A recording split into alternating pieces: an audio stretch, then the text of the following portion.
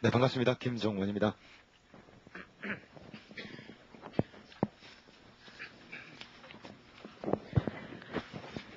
자, 지난 시간에 했던 강의 잠깐 정리 좀 해보면요. 자, 물권법의 특징에서 첫 번째 이제 등장했던 것이, 자, 로마법과 게르만법이 교차하고 있다는 것을 등장했었던 것이죠. 자, 채권법 같은 경우는, 자, 로마법 요소가 굉장히 강합니다만은, 자, 물권법 같은 경우는 로마법과 게르만법 요소가 교차하고 있다고 했던 것입니다. 우리 물권법에서 로마법 요소하고 게르만법 요소 이제 혼란할 수가 있는데요. 자, 일단 이 쟁점 같은 경우는 나중에 보시면 이제 점유권에서 굉장히 중요하게 나오는 것이고, 일단 기본적으로 개요 먼저 해보겠습니다. 어쨌든 로마법 같은 경우는, 자, 소유권 중심 사회였다는 것이죠. 그러니까, 자, 개인주의적인 상호국가이기 때문에 소유권을 굉장히 중시했다는 것입니다. 그래서 소유권과 점유권을 구별하고, 소유권과 제한물권들을 구별하고, 이런 식으로 엄격히 구별한 다음에, 자, 소유권을 굉장히 강화시켜주고 있다고 했다는 것이죠. 그래서 소유권 같은 경우는 간념적 권리 구성했고, 점유권 같은 경우는 사실적 권리 구성했다는 것입니다. 하지만 게르만법 같은 건 어떻습니까? 자, 소유권을 중시하는 것이 아니라 부동산을 중요시했다는 것입니다. 단체주의적 농업국가이기 때문에요. 그래서, 자, 부동산 중심 사회였기 때문에 이 부동산과 동산을 엄격히 구분하고, 자, 부동산에 대해서 등기 제도를 완비하고 제3자 보호 규정들을 완비하기 시작했다는 것이죠. 하지만 로마법 같은 경우는 제3자를 보호하지 않았다는 것입니다. 자, 그럼 이제 물권과 채권의 이제 성질을 비교하는 것이 굉장히 중요한 점인데, 여기서 가장 중요한 것이 이제, 자, 물권과 채권의 양도성에 있어서는 차이점이, 자, 물권과 채권 같은 경우는 양도성에 있어서 차이점이 있긴 하지만, 채권 자체도 원칙적으로 양도성이 있다는 점을 주의하자는 것입니다. 하지만 이제 양도성의 정도에 대해서만 차이가 있을 뿐이라는 것이죠. 그 다음에 이제, 물권은 절대성을 갖는 것이고, 채권은 상대성을 갖는다. 이런 것들이 현재 통설적인 태도인데, 종래 이제 소설로서 어떤 것이 정됐었습니까? 자, 채권 같은 경우에 있어서, 자, 채권이, 자, 제3자의 채권 침해가 불법행위를 구성한다는 이유로서, 자, 채권 자체도 상대성을 띠는 것이 아니라 절대성을 띈다, 이런 소설이 있었던 것입니다. 하지만 그렇지 않았다고 했던 것이죠. 통설적인 태도는, 자, 물론 절대권을 가지고 채권은 상대성을 갖는다 했을 때 이 절대성의 의미에 대해서 적극적 측면을 강조하느냐, 소극적 측면을 강조하느냐, 자, 소극적 측면을 강조하느냐, 이 점에 있어서 차이가 있었던 것이고, 이 절대성에 있어서 적극적 측면이라는 것은 모든 자에게 권리 조정할 수 있는가, 아니면 어떤 특정인에 대해서만 권리 조정할 수 있는가, 이걸 가지고 판단해야 된다고 했다는 것이고, 이 적극적 측면을 중시해야 되기 때문에 물권은 절대권이고 채권은 상대권이다, 이런 식으로 파악한다고 했다는 것입니다. 자, 그 다음에 이제 세 번째로서요. 자, 물권의 객체로서, 자, 물권에 대해서 봤던 것이죠. 자, 물권의 객체가 되게 한 물건이 되기 위해서는 세 가지 요건이 필요하다고 했다는 것입니다. 자, 독립성이 있어야 하는 것이고, 특정성이 있어야 하는 것이고, 하나의 물건이 된다고 했다는 것이죠. 이 각각에 대해서 이제 예비들이 인정되고 있는데, 첫 번째, 자, 하나의 물건이어야 된다 했을 때, 자, 일물일권주의 원칙이라고 했던 것입니다. 하지만 이 일물일권주의 원칙 같은 경우는 예외가 굉장히 많은 것이고, 예외를 인정하는 객관적 표준이 있습니까? 자, 공시 가능성이 있고, 사회적 필요성이 있으면 예외를 인정할 수 있다고 했던 것입니다. 자, 이제 구체적으로서요. 자, 일물의 일부에 대해서 권리가 성립할 수 있는 것, 뭐가 있었습니까?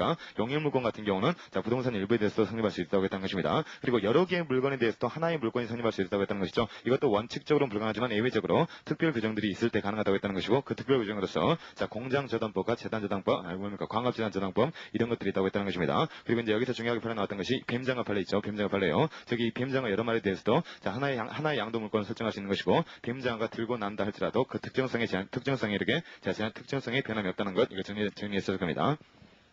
자, 그 다음에 이제 물건 같은 경우는 원칙적으로 물건을 객체로해가지고 성립하는 것이지만, 물건 이외에 대해서도 물건이 성립할 수 있는 것들이 있었던 것이죠. 자, 번째 뭐가 있었습니까? 권리질권과 권리저당권, 준점유권, 이런 것들이, 자, 물건 아닌 권리에 대해서 성립하는, 자, 물건이라고 했다는 것입니다. 그 다음에 두 번째로서 이제 광업권과 어업권 같은 경우도, 자, 그랬다고 했던 것이죠. 이 광업권과 어업권 같은 경우는 물건이 객체는 아니지만, 자, 법률의 규정에서, 자, 준물건으로 인정하기 때문에 이것은 물건으로 볼 수가 있었다고 했다는 것이죠. 자, 그 다음에 무체재산권 조심하라고 했던 것이죠. 이 무체재산권은 물권적인 특징은 굉장히 많이 가지고 있습니다만은, 즉, 직접성이라든가 페이터성이라든가 지배권적 성격, 이런 것들을 많이 갖고 있긴 합니다만, 이것 자체가 물권이 되는 것은 절대로 아니었습니다. 그래서 무체재산권은 물권이 아닌 것입니다. 하지만 이제 무체재산권이 물권의 객체가 될 수 있는 것은 있었던 것이죠. 자, 무체재산권도 권리질권의 객체가 되기 때문에 무체재산권 자체가 물권의 객체가 될 수는 있었다는 것, 여기까지 정리했을 겁니다.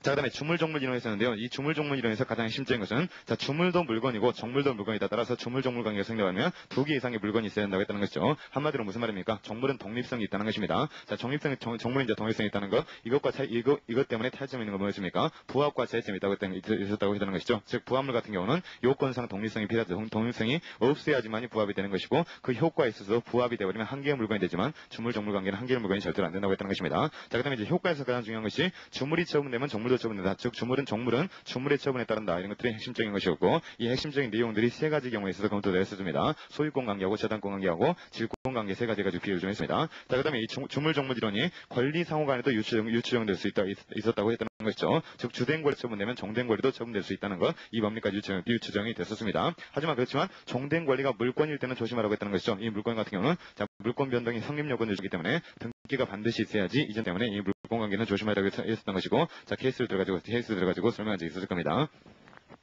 자, 그다음에 다섯 번째는 이제 원물과 과실이었던 것이죠. 이 원물과 과실에서도 일단 개념상 가장 중요한 것이 원물도 물건이고 과실도 물건이다. 따라서 물건의 과실이 아닌 경우는 절대로 과실될 수가 없다고 했다는 것입니다. 그다음에 이제 수취권자 중에 있었는데요. 자, 천연과실의 수취권자 같은 경우에 있어 다른 사람들 다 이렇게 암기하신 다음에 유치권자하고 직권자하고 저당권자 이렇게 조심하려고 했던 것이죠. 자, 유치권자하고 직권자 같은 경우는 과실을 수취해가지고 당연히 소유권을 수행하는 것이 아니라 자기 채권의 우선 변제를 할 수 있었다는 것이죠. 어쨌든 간에 수취권 자체가 있긴 있는 것입니다. 하지만 저당권자도 어땠습니까? 이 저당권자 같은 경우는 원칙적으로 과실 수취권이었고 예외적으로 저당 목적물을 압류했을 때만 과실에 대한 수권이 있다고 했다는 것입니다. 그 다음에 이제 어제 같은 것이 있는데요. 자, 가장 이제 수취권자가 아닌 자로서 가장 술제가 많이 되는 것이 수취인입니다. 수취인요. 나중에 이제 그 채권 강론표 보시면 임치 관계가 있거든요. 자, 그래서 물건을 맡겨두는 사람이 임치인인 것이고 물건을 맡아놓고 있는 사람이 수취인입니다. 이렇게 물건을 맡아놓고만 있는 수취인 같은 경우는 과실 수취권이 없다는 것입니다. 그래서 옆에다 수취인해 가지고 그쳐주시기 바랍니다.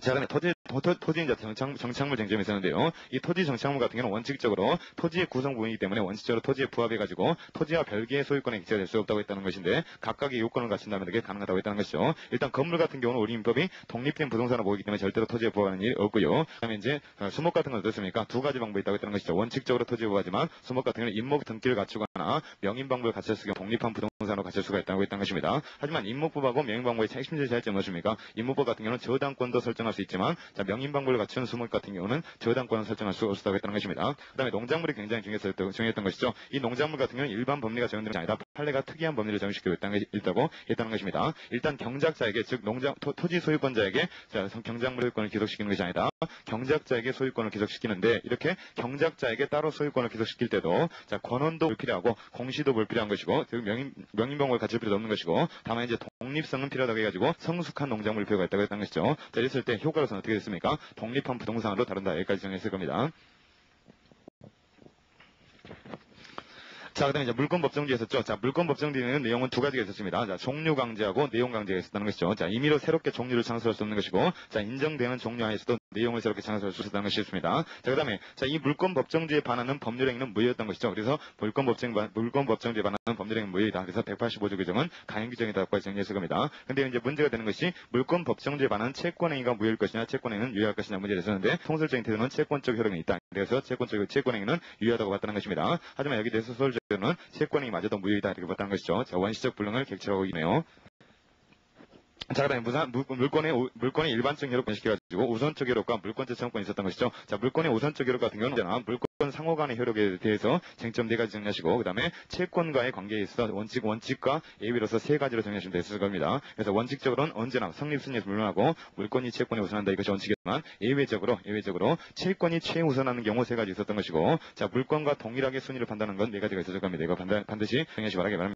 그다음에 이제 물권적 청구 들어갔었죠. 일단 물권적 청구에서는요. 물권적 청구권 종류 관련시켜가지고 자, 물권적 청구권 종류 관련시켜가지고 자, 일단 점유권에 기한 물권적 청구권하고 소유권에 기한 물권적 청구권 크게 두 가지 나눈 다음에 다른 물권에서 준용 규정이 있다고 했다는 것이죠. 그러면 준용 규정이 있는 것의 쟁점은 뭐였습니까? 반환 청구권을 준용하지 않는 것들이 두 가지 있었죠. 자, 지역권하고 저당권이 있었습니다. 그래서 지역권과 저당권은 자, 방해 제거 청구하고 방해 예방 청구권은 있지만 자, 반환 청구권을 준용하지 않기 때문에 반환 청구권이 없다고 결론을 내렸습니다. 자, 근데 준용 규정이 없는 것이 두 가지가 있었다는 것이죠. 유치권과 질권이 준용 규정이 없습니다. 유치권은 어떻게 얘기했습니까? 유치권은 준용 규정이 없기 때문에 유치권 자체에 기한 물권 청구권을 인정할 수 없는 것이고 유치권은 점유권이기 때문에 점유보호 청구권 즉 점유권에 기한 물권 청구권 이것만 행사할 수 있었다고 결론이 내려졌습니다. 여기는 이제 걔네들이 없는 부분이죠. 하지만 질권 같은 건 어떻습니까? 질권에도 준용 규정이 없는데 질권의 준용 규정이 없는 것은 명백한 입법상 불비다 해가지고 통설적인 태도는 질권 자체에 기한 물권 청구권도 인정할 수 있다는 태도였고요. 하지만 소설 같은 경우는 입법상 불비가 아니기 때문에 질권 자체에 기한 물권 청구권을 인정할 수 없는 것이고 다만 질권은 점유권이기 때문에 점유보호 청구권만 행사할 수 있다는 것이 소설의 결론이다. 자, 그다음에 이제 세 번째로서요. 자, 부동산 임차권이죠. 이 부동산 임차권 같은 경우는 물권이 아니라 채권에 불과하기 때문에 실제로 원칙적으로 물권적 청구권이 있을 수가 없다는 것입니다. 하지만 부동산 임차권 자체 인정에 관련시켜가지고 물권적 청구권을 행사할 수 있는 방법으로서 언제나 세 가지를 기계적으로 떨어지실 필요가 있었다고 했다는 것입니다. 첫 번째 방법은 뭐였습니까? 이 부동산 임차권 자체에 의해서 물권적 청구권을 행사할 수 있겠는가? 자, 물론 걔네들이 있습니다만 통설적인 대로는 대항력 있는 부동산 임차권은 자, 물권적 청구권을 행사할 수 있다 해가지고 부동산 임차권 자체에 의한 물권적 청구권을 인정하고 있는 것이죠. 하지만 반드시 대항력이 필요하다는 것입니다. 그다음에 두 번째 방법은 뭐였습니까? 이 부동산 임차권자가 점유를 하고 있다면 점유보호 청구권을 행사할 수 있다고 했다는 것이죠. 즉 그리고 점유보호 청구권이라는 것은요. 점유권에 기한 물권적 청구권을 다른 말로 그냥 점유보호 싸잡아가지고 이야기하는 것입니다. 그래서 일단 부동산 임차인이 점유를 하고 있다면 그는 정보보호 정권을 행사할 수 있는 것이고요. 그다음에 세 번째 방법 뭐였습니까? 이런 것들도 없을 때 가장 전국적으로 행사할 수 있는 방법, 채권자 대위권을 행사하는 방법이라고 했던 것이죠. 즉 임대인이 소유자가 가지고 있는 물권 정권을 임차인이 대위 행사하는 방법 이런 것들을 검토할 수가 있었다고 했다는 것입니다. 어쨌든 간에 부동산 임차권에 대한 물권 정권 굉장히 중요한 쟁점이고 이 쟁점에 관한 케이스 문제를 풀기 위해서는 언제나 세 가지가 문제가 된다는 것을 기계적으로 떨어질 수가 있어야 되는 것입니다.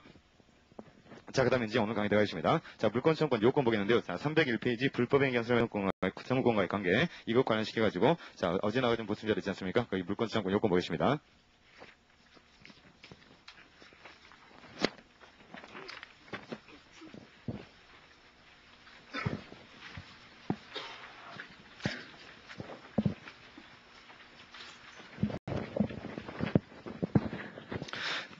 자, B-1번에 나와 있는 물권 청구권 요건 보시면요. 자, 여기 나와 있는 물권 청구권 요건은요. 자, 일단 일반적인 물권 청구권의 기본적인 요건들이 되는 것입니다. 이제 공통적인 사항이라는 것이죠. 하지만 이제 물권 청구권은 크게 이제 정보보호 정권하고 자, 소유권에 대한 물권 청구권 이 두 가지 나누기 때문에 각각에 가서 이제 개별적인 요건을 검토할 것이고 여기서 이제 물권 청구권은 일반적인 요건을 검토하는 것입니다.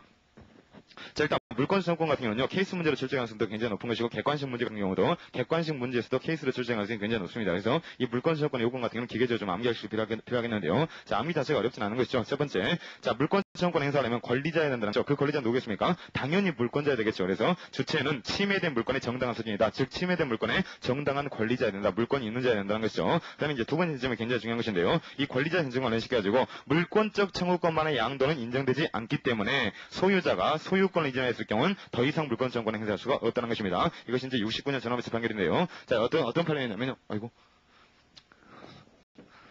지판이 덜 닦였네요. 자, 갑이 보겠습니다. 자, 갑이 있고 의리는데요. 자, 갑이라는 사람이 어떤 목적물에 대한 소유권을 가지고 있습니다. 근데 의리한 사람이 이 목적물을 침탈해가지고 의리한 사람이 자신이 갖고 있다는 것이죠. 이랬을 경우에 갑이라는 사람은 소유권자인 것이고 의리한 사람이 지금 현재 방해 상태를 지배하기 때문에 갑은 의리에서 물권적 정권을 행사할 수 있을 것입니다. 즉, 갑이라는 사람이 자신의 목적물이 의리에게 이렇게 이전되어 있을 경우에 갑이라는 사람이 정당한 물권자라면 갑은 의리에 대해서 자, 물권적 정권을 행사해가지고 반환 정권을 행사할 수가 있겠죠. 근데 이런 관계에 있었는데 자, 반환 정권을 행사하고 있었는데 이 갑이라는 사람이 나중에 반환 정권을 행사해가지고 아직 반환받기 전에 갑이라는 사람이 이 목적물에 대한 소유권을 자, 제3자인 A에게 팔아버리면 어떻게 됐습니까? 제3자인 A에게 팔아버리면 갑이라는 사람이 여전히 의리에게 물권적 정권을 행사할 수 있겠습니까? 그럴 수가 없다는 것이죠. 즉, 물권적 정권과 이 물권과의 관계는 떼려야 뗄 수가 없기 때문에 항상 운명을 같이 하기 때문에 이 갑이라는 사람이 이 물권을 제3자에게 넘겨버리면 물권적 정권도 항상 함께 넘어갈 수밖에 없다는 것입니다. 따라서 갑이라는 사람이 물권적 정권을 행사하다가 이 목적물에 대한 물권을 제3자에게 넘겨버렸을 때는 이 물권적 정권을 더 이상 행사할 수가 없다는 그런 판이 되는 것입니다. 아주 간단한 것이죠. 그래서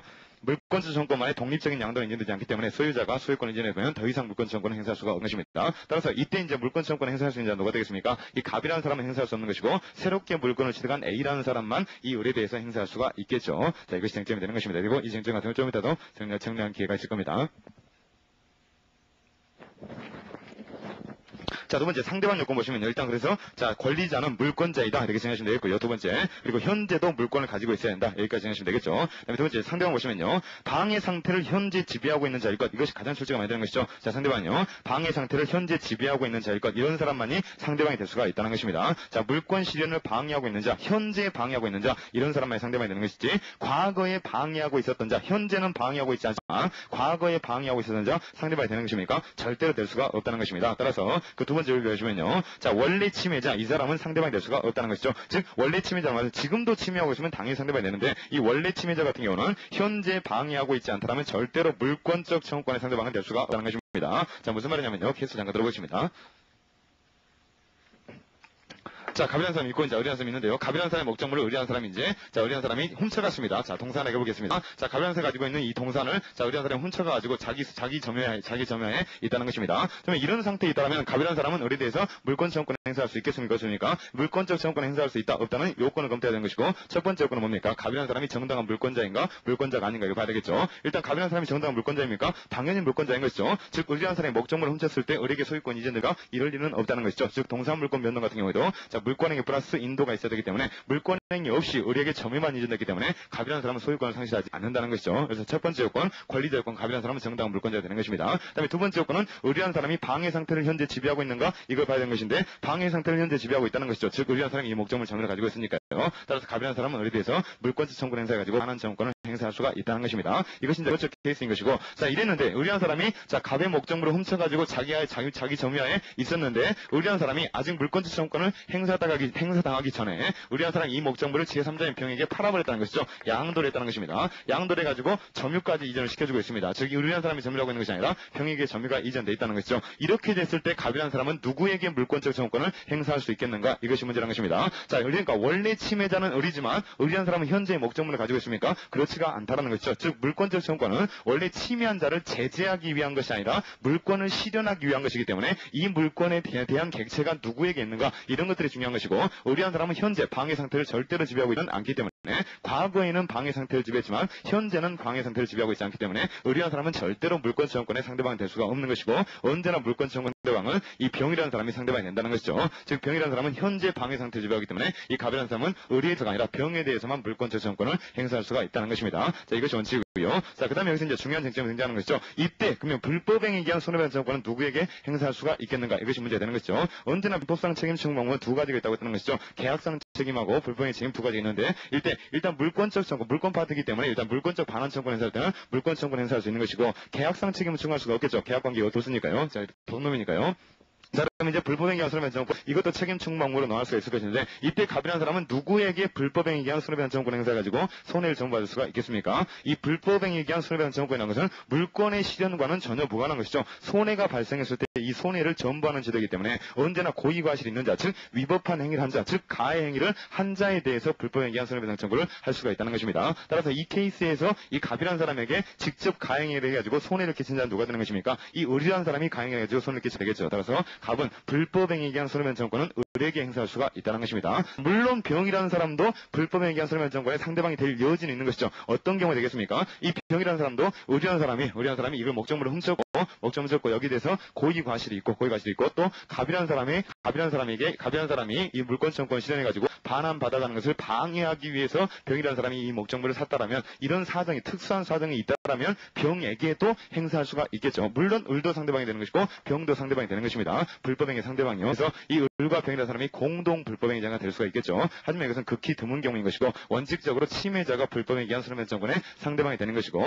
이 병이라는 사람은 그런 특별한 사정이 없다면 물권적 청구권의 상대방만 되는 것이지, 자 불법행위에 의한 손해배상 청구권 이것의 상대방이 될 수가 없다는 것입니다. 다시 한번 간단히 정리하면요. 일단 갑이라는 사람은 물권 청구권의 상대방은 이 병이라는 사람의 상대방이 되는 것이고, 자 불법행위에 의한 손해배상 청구권은 자 현재 방해 상태를 지배하고 있는 자, 이런 것이 요건이 아니라 손해를 직접 야기시킨 자, 이 사람의 상대방이 되기 때문에 갑은 원래 침해자인 의리에 대해서 불법행위에 의한 손해배상 청구권을 행사할 수가 있다는 것입니다. 이렇게 자 물권 청구 같은 경우는 물권적 청구권의 상대방이 되느냐 아니면 불법행위의 상대방이 되느냐, 이런 것들이 이제 객관식에서 많이 문제가 되기 때문에 정확하게 정해주시면 됩니다.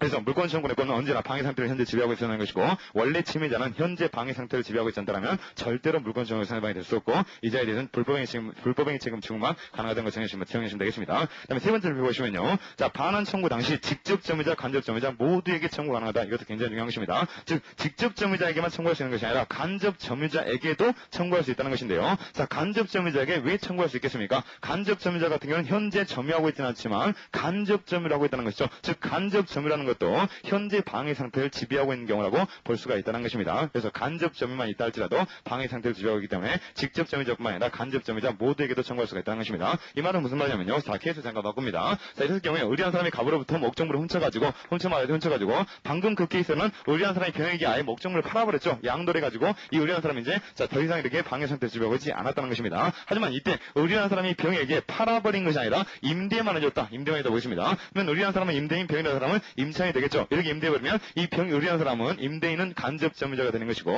이때 임차인은 직접 점유자가 되는 것입니다. 즉 병이라는 사람은 목적물을 직접 현실적으로 지배하겠지만 의리한 사람은 현실적으로 지배하고 있지는 않다는 것이죠. 하지만 현실적으로는 지배하고 있지 않지만 자기가 임차해줬을 때 나중에 반환받을 수가 있지 않습니까? 임차권에 기초해가지고요. 이런 것들을 간접 점유관계라고 한다는 것이죠. 따라서 임대인은 간접 점유자로서 현재 방해 상태를 지배하고 있다는 것입니다. 나중에 병이라는 사람에게 반환청구권 행사해가지고 목적물을 돌려받을 수가 있기 때문에 이 병이라는 사람도, 이 의리한 사람도 간접 점유자로서 현재 방해 상태를 지배하고 있다고 볼 수 있다는 것입니다. 따라서 이 두 번째 케이스 같은 경우에는 을에 대해서도 물권 청구권을 행사할 수 있는 것이고 병에 대해서도 물권 청구권을 행사할 수가 있다는 것입니다. 그러니까 첫 번째 케이스는 아예 팔아버렸기 때문에 을은 전혀 방해 상태를 지배하고 있지 않지만 두 번째 케이스 같은 경우는 을이라는 사람이 임대만을 해주고 있기 때문에 완전히 소유권을 넘긴 것은 아니기 때문에 임대만을 하고 있기 때문에 을에 대해서도 반환 청구권을 행사할 수가 있다는 것입니다. 이 말을 다른 말로 이제 자 간접 점유자, 직접 점유자뿐만 아니라 간접 점유자에 대해서도 행사할 수 있다는 것이 되는 것입니다.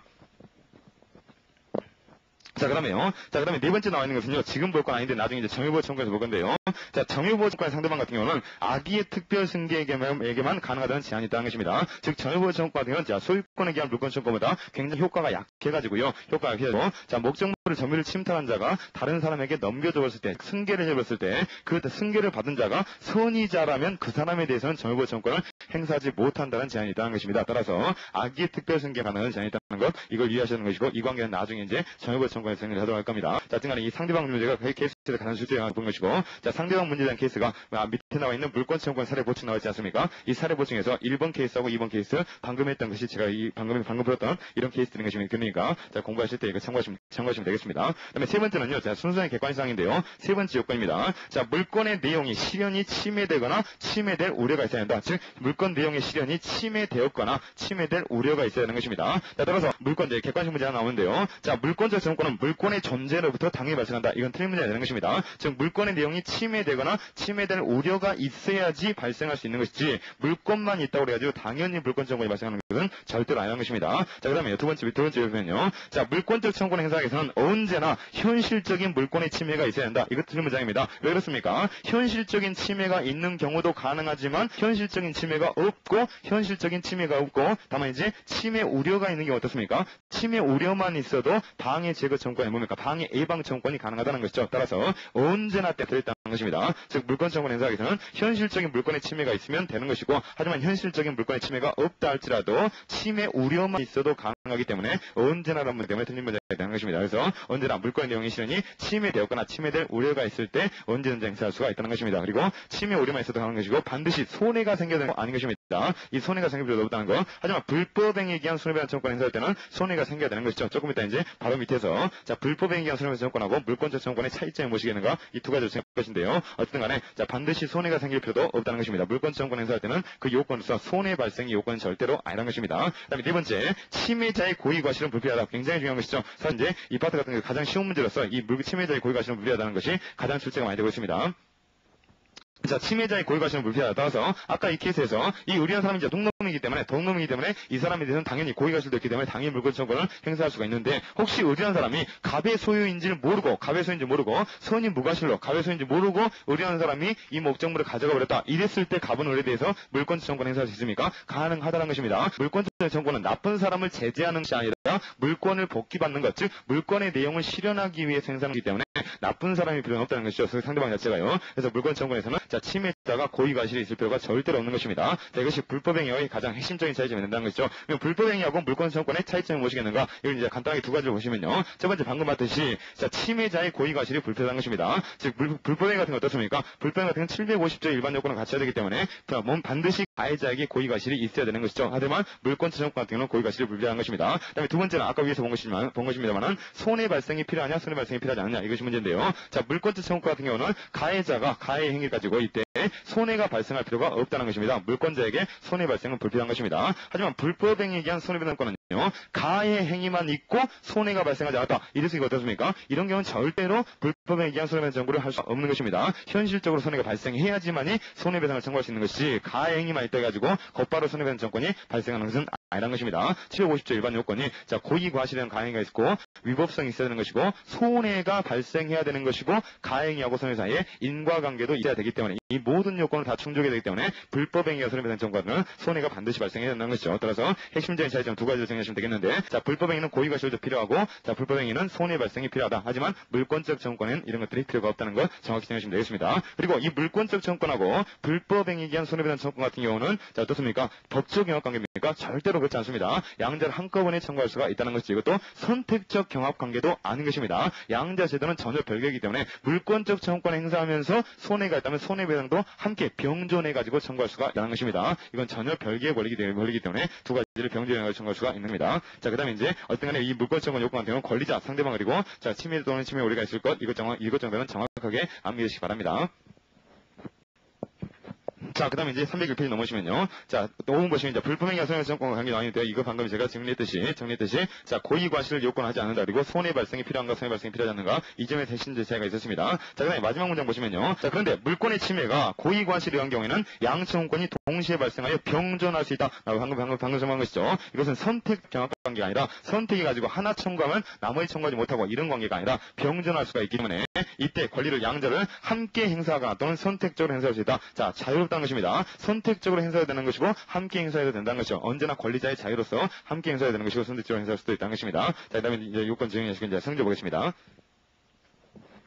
자, 물권 청구의 성질이 무엇이겠는가? 여기에 대해서 이제 견해드립이 있는 것이죠. 일단 견해드립이 있긴 합니다만 통설이 명확하게 정리하고 있습니다. 다음에 견해드립을 잠깐 기한 좀 해보면요. 일단 물권설이 있었습니다. 즉, 물권적 청구는 물권적 청구 같은 경우는 물권을 기초로 한 걸이기 때문에 이 물권적 청구는 물권이다라는 견해가 있었고요. 아주 극소설한 것이죠. 극소설이었죠. 자, 그 다음에 두 번째 설은 뭐냐면요. 아니다. 물권적 청구권이다. 자, 사람에 대해서, 자, 급부를 청구할 수 있는 거기 때문에 이것은 채권에 불과해가지고 채권설이 있다는 것입니다. 이런 식으로 물권설과 채권설이 정리 대립하고 있었지만 지금은 현재로서는 지지한 학자가 전혀 없습니다. 자, 이렇게 지지한 학자는 전혀 없는 것이고 그래서 물권설이고 채권설 이것은 무시하시고 지금 내용은 뭐냐면요. 그래서 네 번째로 나와 있는 것이죠. 그리고 물권적 청구권을 물권의 효력을 기도로 생기는 특수한 독립된 청구권에 의하면서 물권의 부정은 특수한 청구라고 하는 견해가 있다. 이것이 통설적인 대답인 것입니다. 절충설인 것이죠. 그래서 이 절충설 같은 경우는요. 기본적 성격은 물권적 성격을 가지고 있는 것이고 다만 채권, 즉 청구권으로서 채권적 성격도 가질 수가 있다 해가지고 절충하고 있다는 것입니다. 즉 특수한 청구권을 보고 있다는 것이죠. 즉 물권에 부정하는 특수한 청구권설 이것이 통설적인 태도라는 것입니다. 그래서 기본적 성격은 물권이고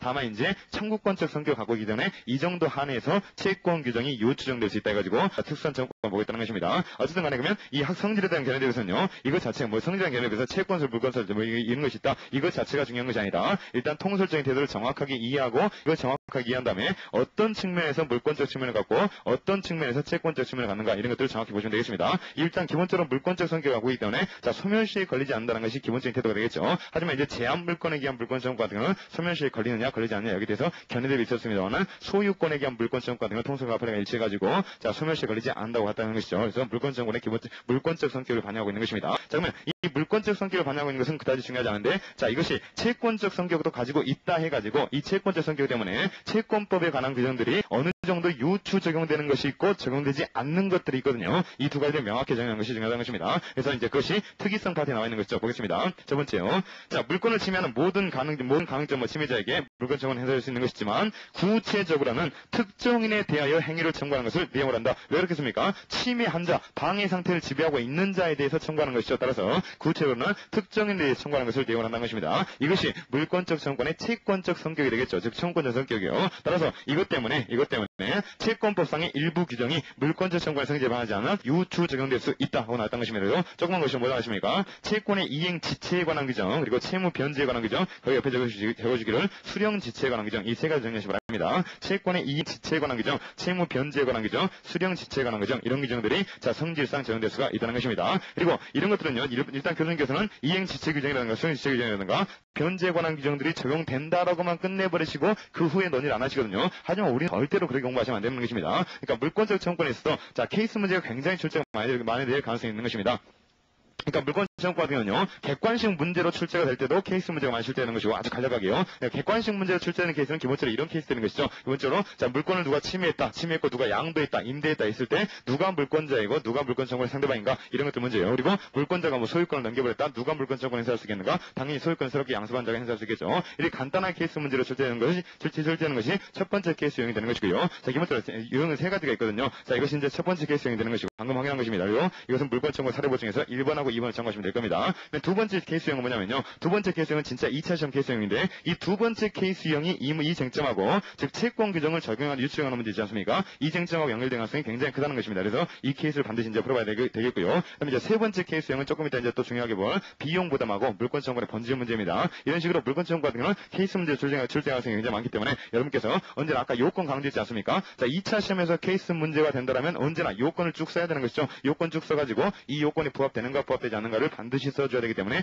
요건 정도는 기계적으로 암기할 필요가 있다는 것입니다. 근데 기계적으로 암기하는데 어렵지가 않습니다. 첫 번째 물권자의 것, 두 번째 방해 상태를 지배하고 있는 자의 것, 세 번째 방해를 뭡니까? 세 번째 물권의 내용이 실현이 침해되었거나 방해되었을 것, 방해 염려가 있을 것 이런 것들밖에 없지 않습니까? 그리고 고의가 시험 불필요하다 이렇게 적으시면 되기 때문에 간단하게 요건을 정확하게 암기하시기 바라는 것입니다. 그러면 지금 이 쟁점 관련 시까지 이제 두 번째 케이스 유형들 한번 좀 풀어보도록 하겠는데요.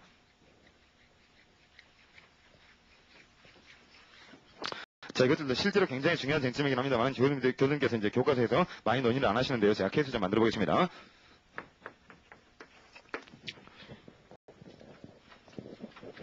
자, 갑이라는 사람이 어떤 부동산에 대해서 소유권자입니다. 부동산에 대해서 소유권자입니다. 자, 갑이라는 사람이 어떤 부동산에 대해서 소유권이 있고 이 부동산에 대해서 등기도 있다는 것입니다. 자, 그런데 의리한 사람이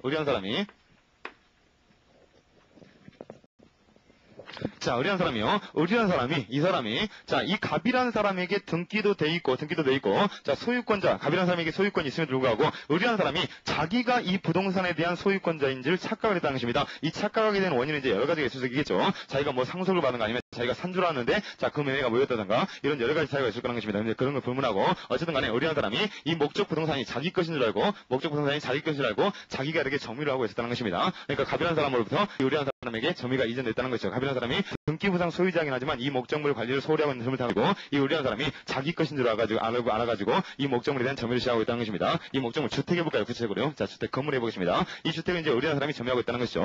이런 상태에서 케이스를 출발한 것입니다. 자, 이런 상태에서 이 갑이라는 사람이 나중에 알았습니다. 자기가 소유자임에도 불구하고 자, 자기 주택에 대해서 몇 년간 이렇게 안 썼더니 의리한 사람이 가지고 무단 그 주택에서 살고 있다는 것을 알고 있었던 것입니다.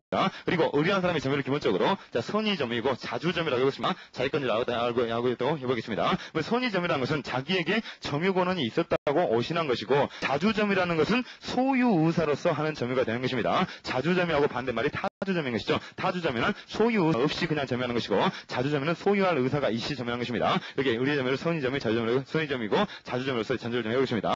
이런 상태에서 이제 갑이라는 사람이 자기 목적물이 이렇게 점유를 침탈당하고 있다는 것을 알아가지고 이제 이 목적물의 점유를 반환받기 위해서 노력하고 계신데 이때 갑이라는 사람이 의리에 대해서 청구할 수 있는 법적 근거가 뭐겠습니까? 이때 갑과 은 사이는 계약 관계가 없는 것이죠. 관계이기 때문에 계약상 청구권 행사할 수가 없는 것이고 지금 아무 관계도 없지만 갑이라는 사람은 물권자이기 때문에 물권적 청구권을 검토할 필요가 있다는 것입니다. 그래서 이 갑이라는 사람이 우리에게 물권적 청구권을 행사할 수 있겠는가 없겠는가 이렇게 검토하는 것인데요. 일단 행사 요건에서 뭘 검토하겠습니까? 첫 번째 권리자 요건 갑이라는 사람이 물권자가 될 수 있겠는가? 등기부상 소유자이기 때문에 물권자 될 수 있다는 것이죠. 그다음에 두 번째 상대방 증여 요건에서 상대방이 현재 방해 상태를 지배하고 있겠는가? 이런 것들 검토해야 되는 것이고 상대방이 현재 점유하고 있기 때문에 방해 상태를 지배하고 있다고 볼 수 있겠죠. 그리고 물권의 내용이 침해되었거나 실현에 뭡니까? 침해 우려가 있는가? 이것이 세 번째 조건인데 침해 우려가 침해된 경우인 것이죠. 즉 갑이라는 사람이 이 목적물을 가지고 있어야지 물권의 내용 사용 수익 처분권은 이것을 유지할 수 있을 것인데 의리라는 사람이 가지고 있기 때문에 침해가 되었다는 것입니다. 아주 간단하고 당연히 들어맞는 요건임에도 불구하고 제가 계속적으로 반복하는 이유 뭐겠습니까? 언제나 민법은 논리적으로 판단해야 되기 때문에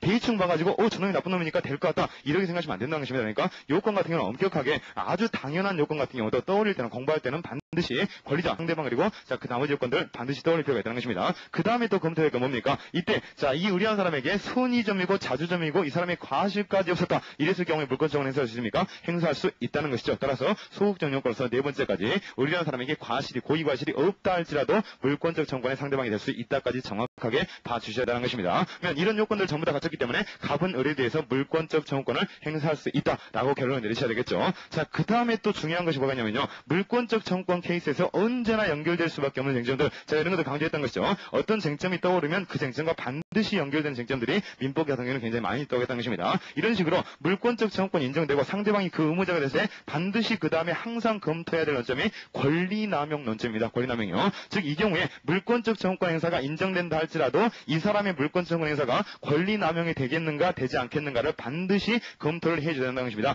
딱 봐서도 권리남용이 안 될 것 같다. 그렇다 할지라도 권리남용을 검토해야 되는 것입니다. 왜냐하면요, 이 물권적 청구권 관점입니다. 자, 권리남용 제도라는 것은 물권적 청구권에 대한 사회 내재적인 제약을 규정한 것이 가장 본질적인 취지가 되는 것이거든요. 즉 물권적 청구권이 인정되고 상대방이 그 의무자임에도 불구하고 이 권리 행사가 권리남용이 된다면 청구권의 효력을 저지시키는 것, 이것이 가장 중요한 효과이기 때문에 권리남용 제도는 언제나 물권 청구권하고 연계될 수밖에 없다는 것입니다. 이것도 습관입니다. 습관이요. 그래서 물권적 청구권 케이스가 등장하면 일단 객관식 문제에서는 많이 등장하지 않습니다만은 2차 시험 같은 경우에는 물권적 청구권의 요건을 검토해가지고 물권 청구권이 인정된다. 상대방이 의무자이다. 그 다음에 반드시 검토하는 것이 혹시 갑이라는 사람의 물권 청구권이 권리남이 되지 않겠는가, 이걸 반드시 검토를 해줘야 된다는 것입니다. 그리고 이제 2차 시험에서 이런 것들을 이제 표현을 해주면 굉장히 고득점을 맞을 수가 있다는 것이죠. 적어도 2점짜리 있는 것이니까 답안지 낭비가 아니라 3줄 정도, 4줄 정도만 쓰면 되는 것인데 이 3, 4줄만 써버리면 아, 이놈은 민법을 제대로 알고 있는 놈이다 해가지고 2점 정도는 그냥 플러스 점수 준다는 것입니다. 자, 그렇기 때문에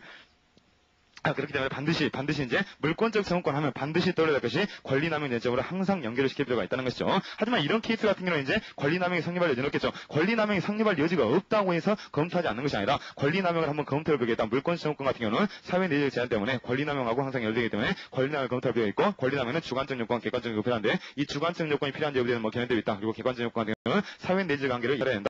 하지만 이 사안은 그렇지 않은 것 같다. 그래서 권리남용이 아니기 때문에 갑은 의뢰에 대해서 물권적 청구권을 행사할 수 있다까지 결론을 반드시 내려줄 필요가 있는 것입니다. 그러니까 언제나 권리남용 쟁점과 연결된다는 것, 이걸 반드시 기억하시고요. 그리고 이 권리남용 쟁점 같은 경우는 권리남용은 제가 뭐라고 했습니까? 항변권의 성질을 가지고 있다고 했다는 것이죠. 그러면 항변권의 성질을 가지고 있다는 것은 어떤 특징이 있었습니까? 항변권의 문제식이요. 항변권 같은 경우는 언제나 권리가 인정되고 의무가 인정됐을 때 이 의무자가 청구권을 저지하게 한 것이 항변권이었습니다. 따라서 이 권리남용 금지 같은 경우도 항변권의 성질을 보고 있기 때문에 반드시 청구권이 인정될 때만 문제가 된다는 것입니다. 그래서 그냥 처음부터 물권적 청구권 나오기만 하면 권리남용 수락되라 해가지고 처음부터 그냥 이 경우는 권리남용이 될 수 있을까 없을까, 이거 검토하고 물권적 청구권 나중에 검토하면 절대로 안 된다는 것이죠. 즉 물권적 청구권 요건을 갖출 것을 전제로 해가지고 의리라는 사람이, 의무자인 의리라는 사람이 이 물권적 청구권을 저지할 수 있겠는가 없겠는가, 이것이 검토 순서이기 때문에 언제나 물권적 청구권 요건을 먼저 검토한 다음에 자, 물권적 청구권이 인정된다, 민법상 인정된다, 다만 이때 권리남용으로서 의리라는 사람이 거절할 수 있겠는가, 이것이 문제가 되는 것이고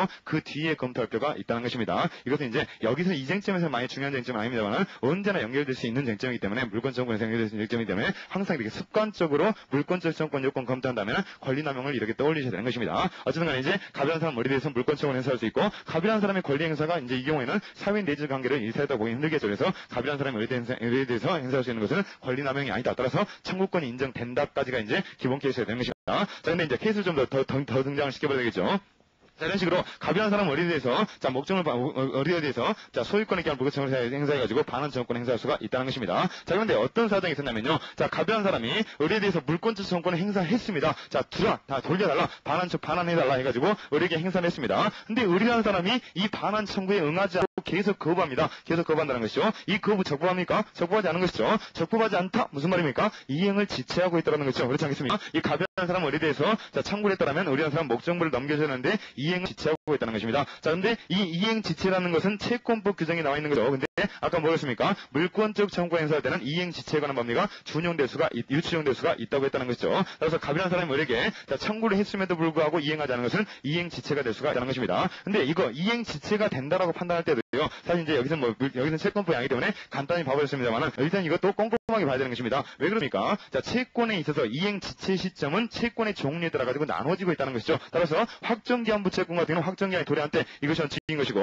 불확정기한부 청구 같은 경우는 객관적으로 기한 도래한 때 이것이 아니라 자, 채무자가 기한 도래 사실을 안 때 또는 채권자의 청구했을 때 이때인 것이고, 기한 없는 채무 같은 경우는 채권자의 청구가 있을 때 이렇게 된다는 것입니다. 그래서 이거 같은 경우도 갑이 의뢰에 대해서 청구를 했는데 의리 돌려주지 않는다 해서 이건 바로 이행지체다 이렇게 가실 것이 아니라, 갑이 의뢰에 대해서 행사할 수 있는 이 물권적 청구권은 기한이 없는 채무이기 때문에 이거 정확히 알고 있어야 하는 것이죠. 물권적 청구권에 기한이 있을 수가 없는 것이죠. 따라서 물권적 청구라는 것은 기한이 없는 채무이기 때문에 채권자의 청구 시 기한이 즉시 돌아가지고 이때부터 지체책임을 부담하기 때문에 갑이 을에 대해서 물권적 정권 행사했을 때 그 즉시 을이라는 사람이 이행해주지 않으면 이행 지체에 빠진다라고 정확하게 쓸 필요가 있다는 것입니다. 자, 그러니까 민청에서는 이제 케이스 문제를 많이 안 풀었기 때문에 케이스 문제를 이제 풀 때도 이제 사실자료인 거 이렇게 간단히 풀었기 때문에 좀 중요하지 않습니다. 자, 물권법 채권법 같은 경우는 진짜로 이제 중요한 케이스 문제를 직접적으로 전부 다 풀어야 되기 때문에 이렇게 꼭 꼼꼼하게 좀 검토할 필요가 있다는 것입니다. 자, 등간에 가변 사람 을에 대해서 자, 이행 청구를 했는데 을이라는 사람이 그대로 다 이행 지체 상태에 있다는 것이죠. 근데 어떤 사정이 발생했냐면요.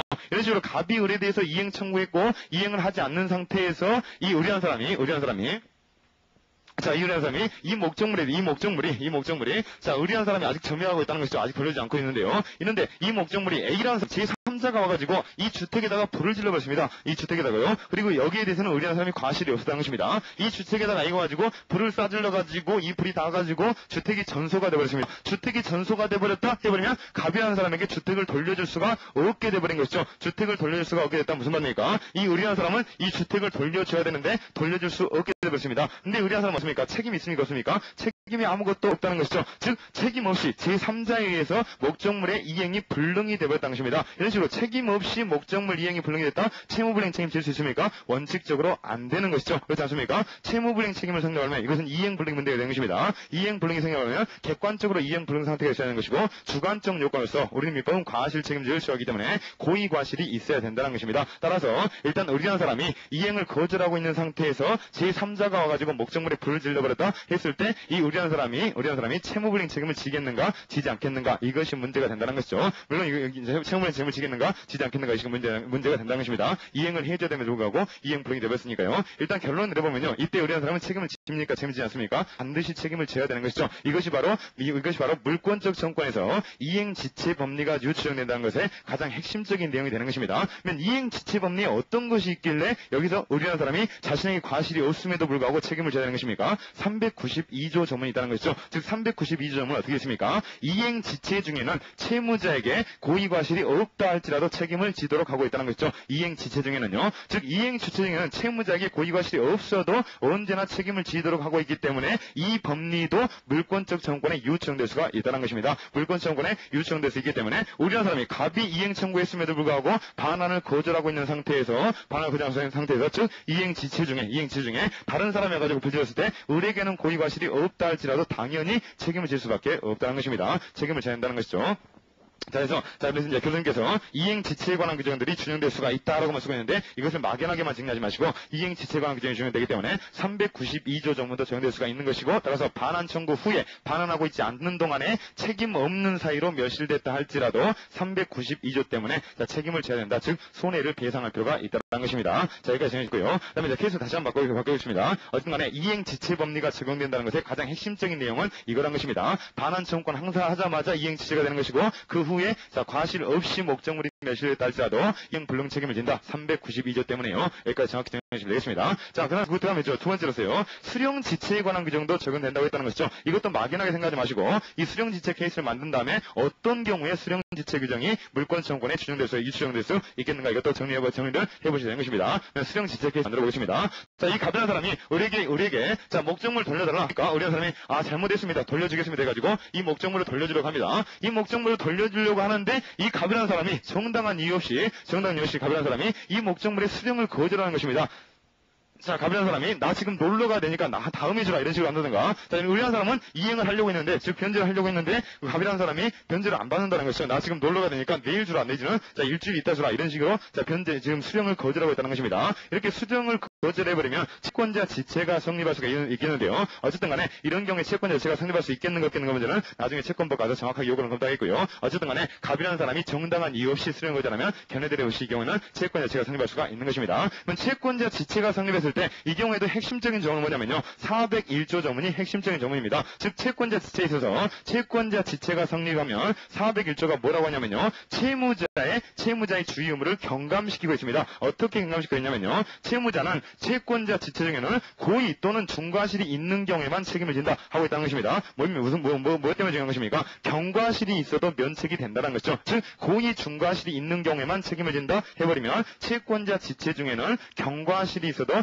책임이 면제가 되는 것입니다.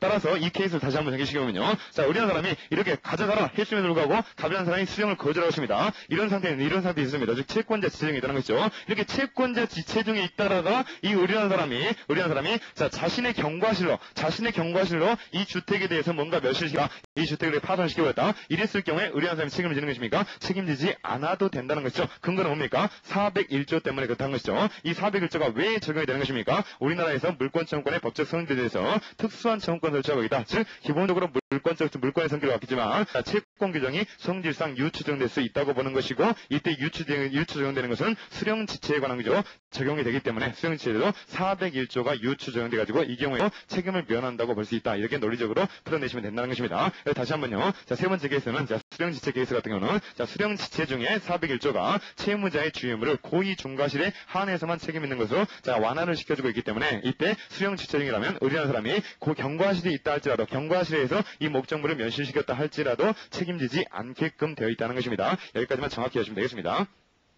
자, 그래서 이런 케이스 같은 경우는요, 실제로 이제 50점짜리가 충분히 될 수 있는 케이스입니다. 왜 50점짜리가 될 수 있냐면요, 일단 물권적 청구권의 요건을 검토했죠. 물권청구권 파트에 정도가 있는 것입니다. 그리고 물권청구권 요건을 검토한 다음에 뭘 검토했는가? 권리남용인지 여부 검토했습니다. 자, 권리남용인지 여부 검토한 다음에 권리남용은 아니다 해가지고 물권청구권 행사할 수 있다고 봤던 것입니다. 자, 그 다음에 이제 이행지체 케이스에서 일단 이행지체도 큰 논점인 것이죠. 따라서 이행지체가 성립할 수 있는지 성립할 수 없는지에 대해서 채권법에 나와 있는 이행지체 요건을 검토하고 여기에 들어맞는지 들어맞지 않는지 검토한 다음에 그 다음에 어떻습니까? 이행지체 중에 고의과실 없이 목적물이 멸실되었다? 어떻게 되느냐? 392조 조문을 해석하는 문제도 쟁점이 되고 있다는 것이죠. 그 다음에 이제 수령지체 케이스 같은 거 딱 넘어가면 이 수령지체 같은 경우도 채권자 지체가 성립하는가 성립하지 않는가의 요건을 검토할 필요가 있는 것이고, 성립하는가 성립하지 않는가에는 굉장히 중요한 논의가 있는 것이죠. 채무불이행 책임설, 법전 책임설 해가지고 채권자 지체 성립 요건을 달리하고 있다는 것입니다. 그리고 채권자 지체가 성립할 때 그 효과상에도 견해들이 있는 것입니다. 즉 401조, 402조, 403조가 성립할 수 있는 것이고, 또 채무불이행 책임설에 따르면 계약해제권과 손해배상 청구권까지 성립할 수 있다고 보기 때문에 이 논의는 이제 나중에 볼 거니까 지금 고민하실 필요 없습니다. 그 생각이 하면요. 이런 식으로 논의 자체가 굉장히 많기 때문에 이 문제도 전부 다르게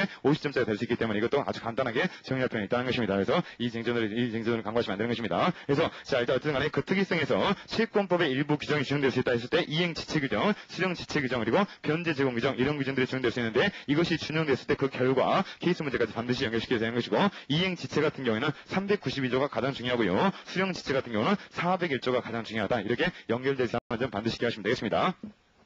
그래서 이제 뭡니까? 교수님 교과서 이것 때문에 이렇게 가볍게 넘기지 말고 언제나 어떤 식으로 계속 연결될 수 있을 건지 여기까지 생각해 보시는 게 중요합니다. 자, 다음에 두 번째 보시면, 특이사항 두 번째 보시면요. 자, 물권에 의존하는 권으로 언제나 물권과 공명을 같이 한다 나와 있는데요. 자, 이것이 바로 채권법 규정이 성질상 준용될 수 있는 것이 있고 성질상 준용될 수 없는 것이 있는데, 방금 준용될 수 있는 거 봤던 것이죠.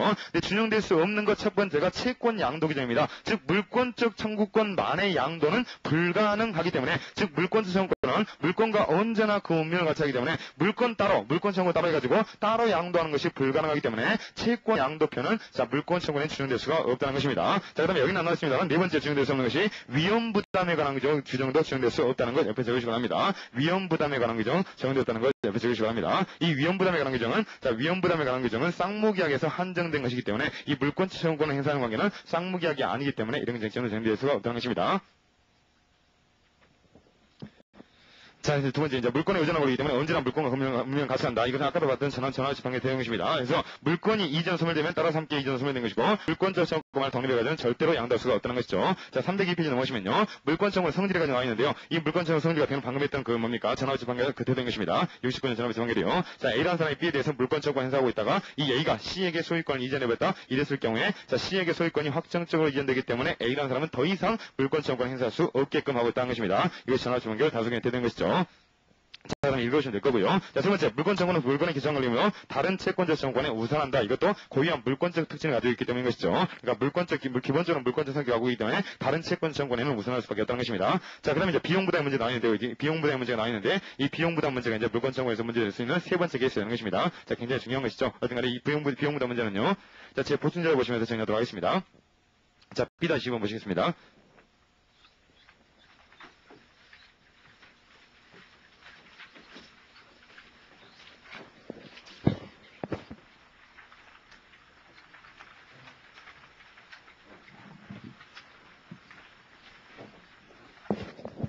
자, 이 비용 부담 문제를 보시면 물권 청구권의 본질과 이제 비용 부담 문제 해가지고 자, 302페이지 이제 교수님 교과서 나와 있고 제 보스로 같이 보시면 되겠는데요. 일단 이 물권 청구권의 본질과 비용 부담 문제 같은 경우는요. 학설이 굉장히 많이 등장합니다. 엄청나게 많은 학설이 등장하는데 이 학설들을 전부 다 그냥 기계적으로 암기한다. 이게 쟁점이 아니라요. 자, 이 학설들을 어떻게 나열할 수 있겠는가? 즉, 이 물권 청구권의 본질과 비용 부담 문제의 쟁점이 무엇인가만 정확히 하고 있으면 그다지 어려운 학설들은 아니라는 것입니다. 그래서 일단 이 비용 부담 문제라든가 물권 청구권의 본질에 관한 문제에 있어서 쟁점이 무엇인가? 이 쟁점은 문제점들을 세 가지로만 정확하게 이해하고 있으면 학설 자체는 암기할 필요 없이 자연스럽게 정리가 된다는 것입니다. 그리고 학설 같은 경우는요. 자, 이번처럼 학설 같은 정리할 때는 기계적으로 쫙 나열하는 것이 아니라 학설 같은 경우는 일정 정도 일관성이 있습니다. 일관성이 있어가지고 단계적으로 검토할 필요가 있다는 것이죠. 그러니까 학설 같은 경우도 변천하지 않습니까? 발전하지 않습니까? 그러니까 예전 학설들은 이런 견해를 취했었는데 자, 신진 교수님께서는 이 견해 뭔가 부당하니까 이런 학설을 취한다 해가지고 견해를 발전시키고 그 다음에 이제 또 새로운 교수님들이 자, 이런 학설이 약간 뭔가 부당한 것 같다 그래서 새롭게 발전시키고 이렇게 학설은 이렇게 단계적으로 이렇게 이전되는 경향들을 많이 가지고 있기 때문에 이 물권적 정권 본질에 관한 학설이 가장 대표적인 것입니다. 그러니까 예전 같은 경우는 이제 물권적으로 본질의 문제하고 자, 비용 부담 문제를 함께 봐가지고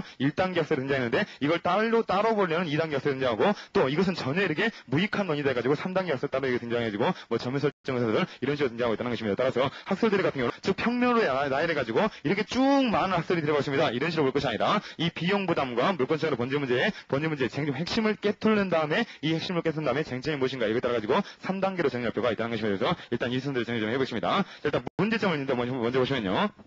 이제 기본 케이스하고 같이 보시면 좀 이해될 것인데요. 자, 문제 좀 일단 보겠습니다. 이제 교수님 교과서 같은 경우는 학설을 이제 평면적으로 많이 나열해보기 때문에 좀 이 쟁점이 이해하기가 어려운 측면이 있습니다. 그래서 이걸로 대체를 좀 하겠습니다. 자, 문제점 보시면요. 문제점은 세 가지다. 반드시 정리하시고요. 첫 번째 문제점 보시면요. 자, 물권 청구 본질과 비용 부담 문제이기 때문에 일단 본질 문제가 무엇인가, 비용 부담 문제가 무엇인가, 그리고 양자의 관계가 무엇인가 이것이 쟁점 세 가지인 것입니다. 첫 번째 보시면요. 물권 청구 본질에 대한 견해에 대해서는 자, 본질이 상대방의 행위를 청구할 수 있는 권리인지, 즉 물권 청구권의 본질이라는 것은 물권적 청구권이 상대방에게 어떤 특정한 행위를 청구할 수 있는 권리인지 아니면 물권자가 스스로 회복 행위를 하는데 여기에 대해서 상대방이 소극적으로 인용을 청구할 수 있는 권리인지 이것인지 여부가 문제가 되는 것입니다. 그래서 물권적 청구권의 본질 문제에서는 물권적 청구권이 행위 청구권인지 인용 청구권인지 이것이 문제가 된다는 것입니다. 여기에 대해서 견해 드립이 있다는 것이죠. 즉 물권적 청구권이 행위 청구권인지 아니면 인용 청구권인지 여기에 대해서 견해 드립이 있는 것입니다.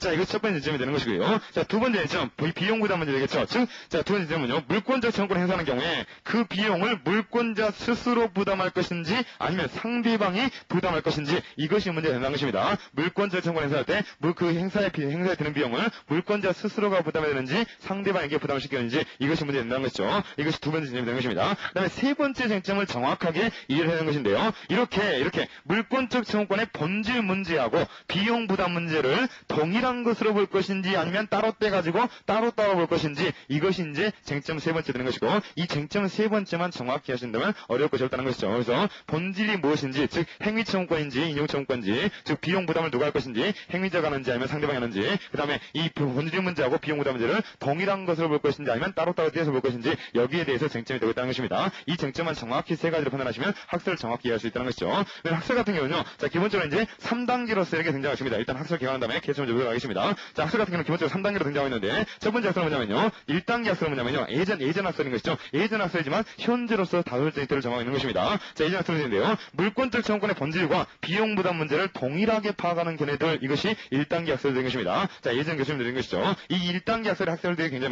많이 있는 것이죠. 자, 두 번째 이원설 보시면요. 이 이원설 같은 경우는 물권적 청구권의 본질하고 비용 부담 문제를 별개로 파악하는 견해입니다. 물권적 청구권 본질 따로 이렇게 정해놓고 비용 부담 문제는 따로 이렇게 정한다는 것입니다. 그 다음에 세 번째 학설 같은 경우는요. 3단계 학설 같은 경우는 점유 설정 의사 부정설인데 이 점유 설정 의사 부정설이 가장 최근 학설인 것이고 이 점유 설정 의사 부정설 같은 경우는 아예 이 기본 케이스의 구도를 아예 파괴를 해버리고 전혀 새롭게 논의하는 견해가 되는 것입니다. 그래서 물권적으로 본질하고 비용 부담 문제 이런 것들의 관계를 따지는 것이 아니라 아예 전혀 새롭게 이론 구성하는 견해가 되는 것입니다. 이런 식으로 학설이 3단계로서 등장되고 있다는 것입니다. 그리고 그 학설 내용만 채워보면 되겠는데 이 학설 내용을 채우기 위해서 기본 케이스를 들어보도록 하겠습니다. 언제나 이제 이 물권 청구 본질하고 비용 부담 문제에서 항상 등장하는 케이스가 이제 포구 사건인 것이죠. 포기 사건이요. 자, 보겠습니다.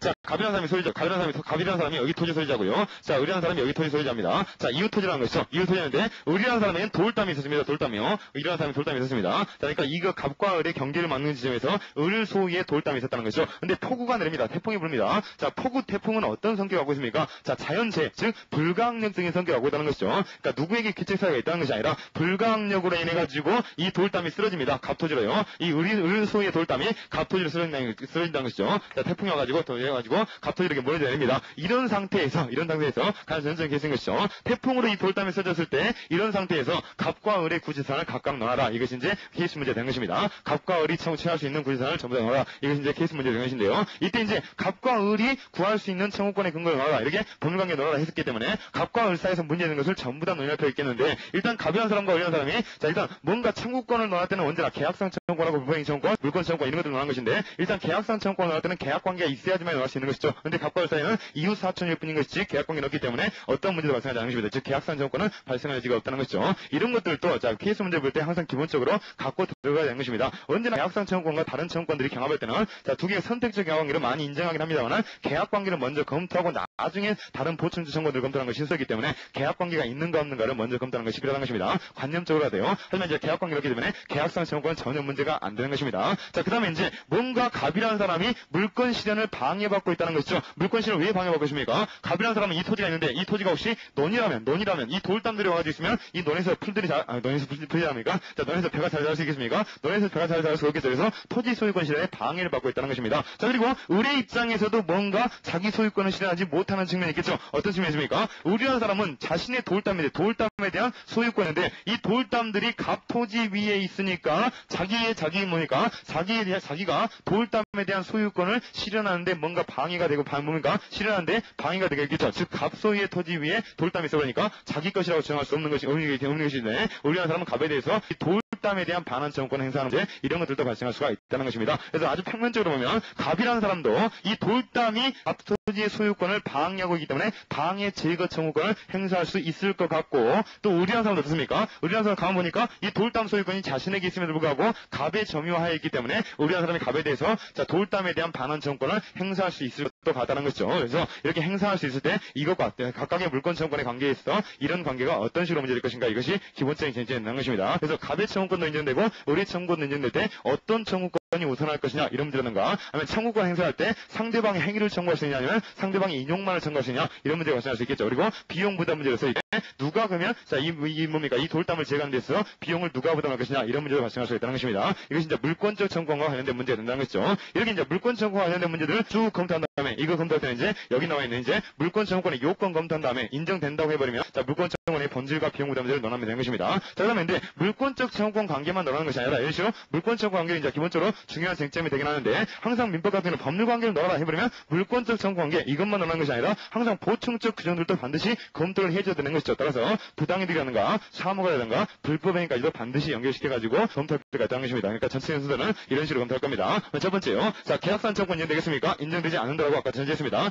두 번째 문제가 이제, 자, 물권적 청구권 행사할 수 있겠는가 검토하겠다는 것입니다. 물권적 청구권 행사할 수 있다 했을 때, 이 케이스 같은 경우는 너무나 유명한 케이스이기 때문에 이 케이스 보자마자 그냥 비용 부담 문제하고 본질 문제하고 해가지고 쭉 악수서 버리면 큰일 나는 것입니다. 그렇게 듣는 것이 아니라 항상 케이스 문제 같은 경우는, 자, 법률 관계를 넣어야 했을 때 언제나 권리가 발생했는가, 의무가 있는가, 이걸 먼저 논해야 되기 때문에, 자, 갑과 을이 지금 두 번째로 검토할 수 있는 것은 물권적 청구 관계였다는 것이죠. 물권적 청구 관계이기 때문에, 자, 갑이라는 사람이 을에 대해서 행사할 수 있는 물권 청구권이 성립하고 있는가, 성립하고 있지 않는가, 이거 먼저 검토하는 것이고, 또 을이 갑에 대해서 물권 청구권을 행사할 수 있겠는가 없겠는가, 이거 먼저 검토해야 한다는 것이죠. 따라서 물권적 청구권의 요건을 각각 먼저 검토하고 나서 이런 것들이 인정된다고 전제했을 때, 물권적 청구권을 실제로 행사할 때 이것의 본질이 행위청구권인가 인용청구권인가, 비용은 누가 부담할 것인가, 이런 문제가 넘어가야 된다는 것입니다. 그리고 그거 넘어가기 전에 항상 검토해야 되다 보니까 물권적 청구권 인정됐을 때 권리난을 항상 검토를 해야 된다는 것입니다. 그래서 순서를 다시 보겠습니다. 그래서, 자, 물권적 청구권 인정되는가, 이렇게 물었을 때는 첫 번째, 자, 갑의 물권적 청구권 인정되겠는가, 두 번째, 자, 을의 물권적 청구권 인정되겠는가 해가지고 요건을 검토하는 것입니다. 그럼 갑의 물권적 청구권 인정되겠는가, 요건 검토하면 세 가지인 것이죠. 첫 번째, 권리자가 뭡니까? 자, 갑이 소유권자인 것이죠. 소유권자인 것이죠. 두 번째, 상대방 뭡니까? 상대방 요건 같은 경우는 방행태를 지휘하고 있어야 된다. 자, 의리한 사람이 자기 소유권이 인정되는 이 돌담이 여기에 나와 있기 때문에 의리한 사람에게 방해 상태를 지배하고 있다고 볼 수 있겠죠. 그래서 갑은 을에 대해서 물권 청구권의 권리자, 상대방이 되는 것이고, 세 번째 요건은 뭡니까? 물권 실현을 침해하거나 침해할 우려가 있어야 하는 것이죠. 물권 실현 침해하고 있는 것에 따라서 요건을 전부 다 갖췄다고 볼 수 있는 것이고, 마지막 요건, 고의과실이 필요하지 않다는 것이죠. 따라서, 자, 고의과실이 필요하지 않기 때문에 태풍에 의해서 이 방해 상태가 야기를 할지라도 의뢰한 사람이 현재, 자, 돌담 소유권자로서 방해 상태를 지배하기 때문에 갑은 을에 대해서 소유권에 대한 방해 제어 청구권을 행사할 수가 있다는 것이죠. 그리고 법조문 근거는 반드시 써야 되는 것이고, 214조가 근거가 되는 것입니다. 자, 그래서 갑은 을에 대해서 소유권에 대한 방해 제거 청구권을 행사할 수 있다. 여기까지 결론낸 것입니다. 네, 두 번째요.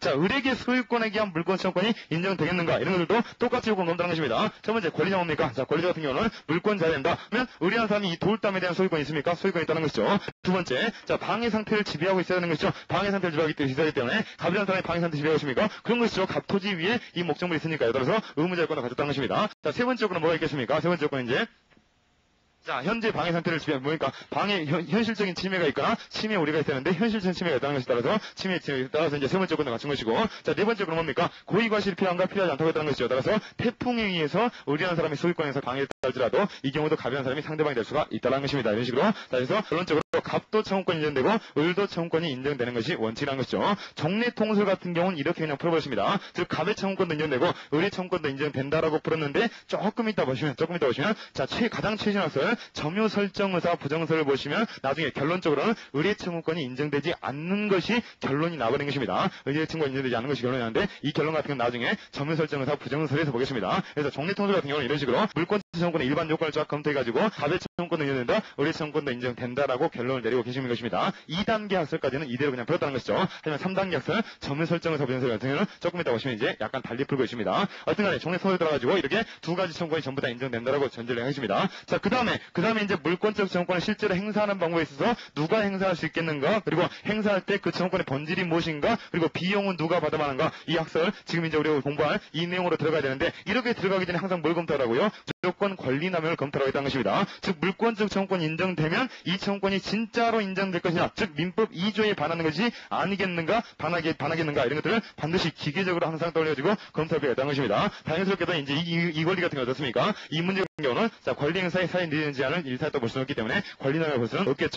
하지만 언제나 이게 자, 지루하시겠지만 항상 반복적으로 이렇게 검토를 해야지면서 검토를 하는 습관을 들여야 되는 것입니다. 그래서 이제 권리 남용은 아니다가 정리하시고요. 자, 그 다음에 이제 구체적으로 물권 청구권을 행사하는 방법에 있어서 자, 누가 행사할 수 있느냐, 그리고 행사에 그 청구권의 본질은 무엇이냐, 비용 부담은 어떻게 할 것이냐, 이런 문제가 발생한다는 것이죠. 그래서 여기에 대한 학설을 개관하겠다는 것입니다. 학설 같은 경우 이제 3단계로 나올 수가 있다는 것이죠. 첫 번째 단계 학설은요, 자, 물권적 청구권의 본질하고 비용 부담 문제를 동일하게 보고 있다는 것입니다. 하지만 두 번째 학설 같은 경우는 본질하고 비용 부담을 딸리 보고 있다는 것이죠. 네, 세 번째 학설 좀 이따 설명해보고요. 자, 이런 식으로 하면 물권적 청구권의 본질하고 비용 부담 문제를 동일하게 보고 있다. 이것의 내용은 무엇이냐면요, 보시면 잠깐 보십니다.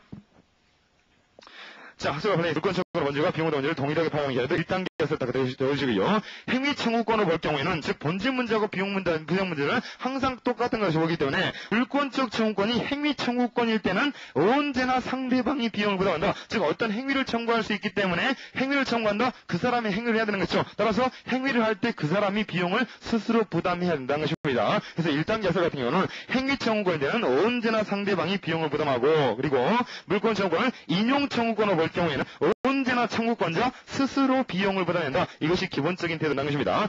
인용 청구권이라는 개념이 잘 와닿지 않죠. 인용 청구권이라는 개념은 어떤 것입니까? 이때 물권적 청구권의 본질이 인용 청구권이라고 해버리면 어떤 문제냐면요, 이 갑이라는 사람이 자, 을에 대해서 물권 청구권 행사할 때 이 물권 청구권이 행위 청구권이라고 봐버리면 을이라는 사람에게 이 돌담 가져가라고 시키는 것입니다. 이것이 행위 청구권입니다. 하지만 인용 청구권을 볼 때는 갑이라는 사람이 어떻게 인용 청구권 행사하냐면요, 자기가 돌담 다 치웁니다.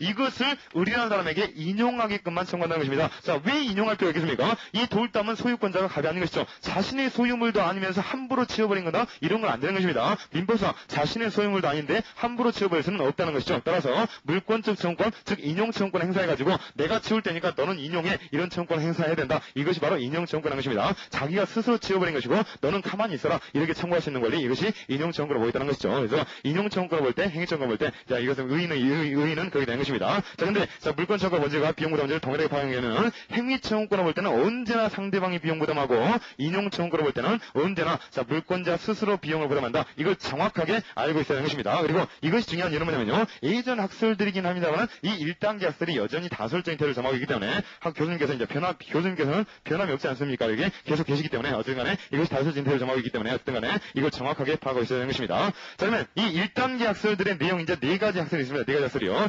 행위청구권설이 있고, 소유자 책임설이 있고, 그 다음에 유책적 권부 행위청구권설이 있고, 순수한 인용청구권설이 있습니다. 일단 4가지 학설이 있는데요. 이 4가지 학설도 평면적으로 쭉 나열되는 것이 아니라 일관성이 있습니다. 첫 번째, 행위청구권설과 순수한 인용청구권설, 이것이 기본적인 이제 태도가 되는 것입니다. 그래서 물권적 청구권의 본질과 비용 분담 문제를 동일하게 파악하니까 행위청구권설 뭐겠습니까? 물권적 청구권은 행위청구권이므로 언제나 상대방이 비용을 부담한다. 이런 학설이 되는 것입니다.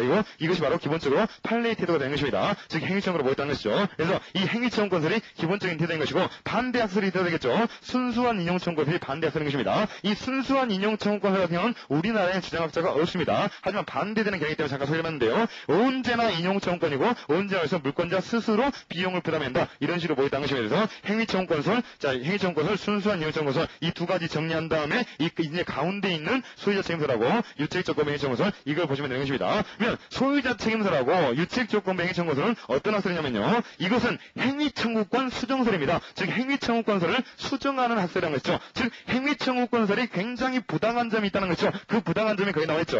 어떤 부당한 점이 있습니까? 언제나 먼저 권리를 주장한 자에게 우선권을 준다는 점에서 부당하다는 것입니다. 왜 그렇습니까? 자, 이런 케이스 같은 경우죠. 갑도 물권적 청구권 있고 을도 물권적 청구권 있는데 먼저 갑이라는 사람이 빨리 눈치채고 갑이라는 사람이 을에 대해서 방해 페이지 방해 제거 청구를 했습니다. 이렇게 되면 뭡니까?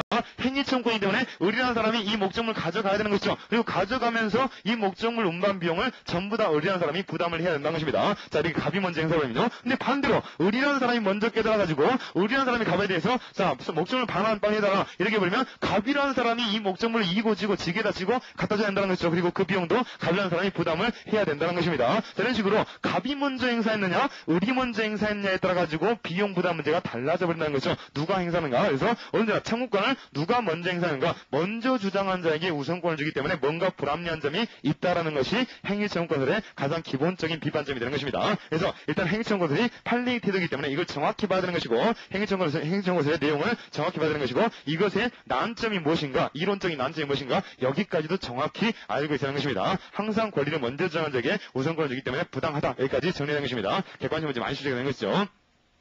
자, 그 다음에 그러면 행위청구권설이 이렇게 부당한 점이 있기 때문에 수정하고 있습니다. 수정설이 두 가지 있는 것이죠. 그래서 소유자 책임설하고 유책조건부 행위청구권설 이것은 행위청구권설을 수정하는 학설입니다. 행위청구권을 수정하는 것은 수정설 두 가지가 되는 것입니다. 그러면 이 수정설을 공부할 때는 어떻게 공부하냐면요. 이것만 또 알고 있으면 어렵지 않은데요. 이 수정설을 공부할 때는 언제 행위청구권이 인용청구권으로 수정되는가 이것만 정확하게 알고 있으면 되는 것입니다. 즉 소유자 책임설에서 언제 행위청구권이 인용청구권으로 정하게 되는가 이런 거고요. 수정이 되는가 유책조건부 행위청구권 같은 경우도 언제 행위청구권이 인용청구권으로 수정이 되는가 이것만 정확히 알고 있으면 된다는 것이죠. 즉 이 소유자 책임설이라든가 유책조건부 행위청구권은 원칙적으로 행위청구권설을 취하면서 예외적으로 일정한 경우에 인용청구권으로 수정을 해주거든요. 인용청구권으로 수정해주기 때문에 이 관계만 정확히 보시면 되겠다는 것입니다. 자, 그러면 행위청구권에서 인용청구권으로 수정이 된다는 말은 무슨 말입니까? 자, 비용 부담 문제도 수정이 된다는 것이죠. 왜 그렇습니까? 이 수정설도 기본적으로 1단계 학설이기 때문에 비용 부담 문제하고 물권적 청구권의 본질 문제를 동일하게 파악하기 때문에 원칙적으로 행위청구권일 때는 상대방이 비용을 부담하지만 이 행위청구권이 예외적으로 인용청구권으로 수정될 때는 어떻습니까? 물권자 스스로 비용을 부담하는 것이 되겠죠. 어쨌든 간에 이 수정설 자체도 1단계 학설이기 때문에 행위청구권일 때는 자 상대방이 부담하고 인용청구권으로 수정이 될 때는 물권자 스스로 비용을 부담한다는 것까지 여기까지 정리되어 있습니다. 그럼 이제 학설의 내용은 뭘 보시면 되겠습니까? 언제 수정되는가 이거만 보시면 되겠죠. 그다음에 이제 소유자 책임설 보겠습니다. 자, 이 소유자 책임설은요, 학설 이름은 소유자 책임설입니다만은, 이걸 암기할 때는 방해물 소유자 책임설, 이렇게 암기하시면 이제 암기가 좀 편하십니다. 자, 학설 이름 자체는 이제 소유자 책임설인 것입니다. 방임물 소유자 책임서 이것인데요. 자, 그러면 이것이 언제 수정되는가가 중요합니다. 자, 어쨌든 간에 원칙적으로 행위청구권서를 기초하기 때문에 원칙적으로 행위청구권이므로 상대방이 비용을 부담하지만 이렇게 비용 부담 문제가 언제나 동일하게 본다고 했던 것이죠. 다만 언제 수정됩니까? 상대방이 자기 의사로서 점유한 것이 아니라면 방해물 소유자의 청구권은 인용청구권으로 수정된다. 따라서 인용청구권으로 수정이 되버리기 때문에 언제나 방해물 소유자가 반환 청구권 행사할 때는 어떻습니까? 스스로 비용을 부담한다는 것이죠. 언제 수정을 시켰습니까? 방해물 소유자가 목적물 반환 청구를 할 때만 수정을 하고 있다는 것입니다. 언제요? 자, 그러니까 그 상대방이 자기 의사로서 점유한 것이 아닐 때요. 이 케이스에 대비시켜 보여줍니다. 이렇게 방해물 소유자 누굽니까? 을이라는 사람이 방해물 소유자인 것이죠. 을이라는 사람이 방해물 소유자인데 원칙적으로 을도 갑에 대해서 목적물 반환 청구권 행사할 때 행위청구권이기 때문에 갑이라는 사람이 비용을 부담해야 되지만 수정이 된다고 했다는 것이죠. 언제 수정됩니까? 이 갑이라는 사람이 즉 목적물을 가지고 있는 갑이라는 사람이 자기 의사로서 점유한 것이 아닐 때 그러면 이 경우는 자기 의사로 점유한 겁니까? 점유한 경우가 아닌 것이죠. 즉 갑이라는 사람은 가만히 있었던 것이죠. 태풍 불어가지고 넘어왔을 뿐이기 때문에 갑이라는 사람은 자기 의사로서 점유한 적이 없다는 것입니다. 따라서 이 경우가 바로 수정이 되어야 될 경우가 되겠죠. 즉 방해물 소유자인 을이라는 사람이 갑에 대해서 목적물 반환 청구권 행사할 때 갑이 자기 의사로 점유한 경우가 아니기 때문에 행위청구권이 아니라 인용청구권으로 수정이 되버린다는 것이죠. 그리고 이렇게 인용청구권으로 수정이 돼버리면 어떻게 됩니까? 비용 부담 문제에서도 수정이 되버리는 것이죠. 따라서 상대방이 비용을 부담하는 것이 아니라 자기 스스로 비용을 부담한다는 것입니다. 인용청구권이가요. 그래서 이 뭡니까? 소유자 책임설, 방해물 소유자 책임설 같은 경우는 이 경우에만 수정을 해주고 있습니다. 이 경우에만요. 즉 방해물 소유자가 반환 청구할 때에만 수정을 해주고 있다는 것이죠. 따라서 비판은 뭐겠습니까? 왜 이 경우만 수정을 하는지 여기가 당연히 표현이 되겠죠. 왜 갑이라는 사람이 을에 대해서 청구할 때는 왜 수정을 안 해주고 방해물 소유자가 왜 이 사람에게 청구할 때만 수정을 했느냐? 자, 설명하기 곤란하겠죠. 이 점이 가장 이론적인 난점이 있는 것입니다. 그래서 거기 나와 있는 것이죠. 방해물 소유자에게만 이렇게 불리하게 해석하는 근거가 불분명하다고 비판하고 있다는 것입니다. 자, 그래서 이제 현재 다섯 번째는요. 유책조건부 행위청구서인 것입니다. 자, 이번째로 바뀌어진 경우가 되는 것이죠. 자, 유책조건부 행위청구서는요. 자, 책임설 이렇게 보기로 하는데요. 이 유책조건부 행위청구서 이것도 공부하는 몸은 동일합니다. 원칙적으로 행위청구권이기 때문에 상대방이 비용을 부담하면 어떤 경우에 수정이 된다는 것이죠. 뭘로요? 인용청구권으로 수정이 되는 것입니다. 그러면 인용청구권으로 수정만 돼버리면 비용 부담 문제도 항상 동일하게 보기 때문에 따라서 수정되버리는 것이죠. 그러면 언제 수정이 되는가? 이거 보시면 될 건데요. 일단 이 학설 같은 경우는요. 이름에서 전부 다 나와 있습니다. 학설 이름에서 이미 학설 내용이 다 나와 있다는 것이죠. 뭡니까? 유책조건부 행위청구권서인 것이죠. 무슨 말입니까? 유책이 아니다. 즉 책임이 있을 것을 조건으로 해가지고만 행위청구권이다. 무슨 말입니까? 책임이 없다라면 인용청구권이란 말이 되겠죠. 유책조건부 행위청구권입니다. 누가 유책이냐면 상대방 유책조건부 행위청구권입니다. 즉 상대방에게 책임이 있다면 행위청구권이지만 상대방에게 책임이 없다라면 인용청구권이다. 이런 개념인 것입니다. 양자 구분하지 않습니다. 갑 따로 을 따라하는 것이 아니라 둘 다 마찬가지로 정의되는 것입니다. 그래서 이 다수설에서 소유자 책임설을 비판할 때 왜 한 사람에 대해서만 수정하냐 이렇게 비판하기 때문에 이 뭡니까? 유책조건부 행위청구권 같은 경우는 그러게 하지 않고 양자를 공평하게 보였다는 것입니다. 근데 보시면요. 원칙적으로 모두 행위청구권이지만 상대방에게 귀책 사유가 없다면 인용청구권으로 수정이 된다는 것입니다. 이때 인용청구권으로 수정이 되는 것이지 비용 부담만 상대방에게 넘어가는 게 아닙니다. 이건 1단계 설이기 때문에 아예 인용청구권으로 수정이 되는 것입니다. 그러니까 상대방에게 귀책 사유가 있다라면 행위청구권이지만 상대방에게 귀책 사유가 없으면 인용청구권으로 수정이 된다. 그러면 1단계 설이기 때문에 인용청구권 수정만 되버리면 비용 부담에도 언제나 물권자 스스로 비용을 부담하는 것이 되겠죠. 여기까지 보면 되겠다는 것입니다. 그래서 자, 그래서 이제 자신이 스스로 이제 비용을 부담한다. 여기 나와 있는 것입니다. 그러면 이 케이스에 대입을 해보면요. 사례에 대입시키면요. 어떻게 되겠습니까? 이 갑이라는 사람이 을에 대해서 청구할 때 을이라는 사람에게 책임이 있습니까? 책임이 없다는 것이죠. 태풍불어가 쓰였으니까요. 그래서 갑이라는 사람이 을에 대해서 청구할 때 원칙적으로 행위청구권이었겠지만 을이라는 사람이 책임이 없기 때문에 인용청구권으로 수정이 되기 때문에 갑이라는 사람은 이것을 자기 비용으로 여기 뭡니까? 자기 비용으로 자 제거할 수밖에 없다는 것입니다. 을이라는 사람도 갑에 대해서 반환 청구권 행사할 때 어떻게 합니까? 자, 갑이라는 사람도 책임이 없다는 것이죠. 따라서 행위청구권이 아니라 인용청구권으로 수정해버리는 것이죠. 자, 수정이 되는 것이고 을이라는 사람은 자기가 스스로 이 돌담을 가지러 가가지고 끌고 와야 되는 것입니다. 여기에 대해서 갑이라는 사람은 인용만 하면 된다는 것이죠. 비용 부담도 당연히 의리하는 것이고요. 이런 식으로 유책조건 행위청구 같은 경우는 인용청구권은 이 케이스 같은 경우는 둘 다 수정이 되는 것입니다. 공평한 견해가 되겠죠. 자, 근데 이것이 이제 1단계 학설인데 2원서 보겠습니다. 자, 2원서 같은 경우는요. 왜 물권적 청구권의 본질하고 비용 부담 문제를 한꺼번에 보는지 이해할 수가 없다. 이렇게 보는 것입니다. 왜 물권 청구권의 본질하고 비용 부담 문제를 특검을 말하는지 이건 논리 일관성도 없는데 왜 이렇게 보는지 이해할 수가 없다 하시면서 이 이원서 같은 경우는요 물권적 청구권의 성질하고 비용 부담 문제를 분리해서 파악하는 개념이 되는 것입니다. 비용 부담 문제는 따로 처리하겠다는 것이죠. 즉 이 같은 경우는 자 이 물권적 청구권의 본질 문제는 따로 논의를 하고 비용 부담 문제는 따로 논의를 하게 된다는 것입니다.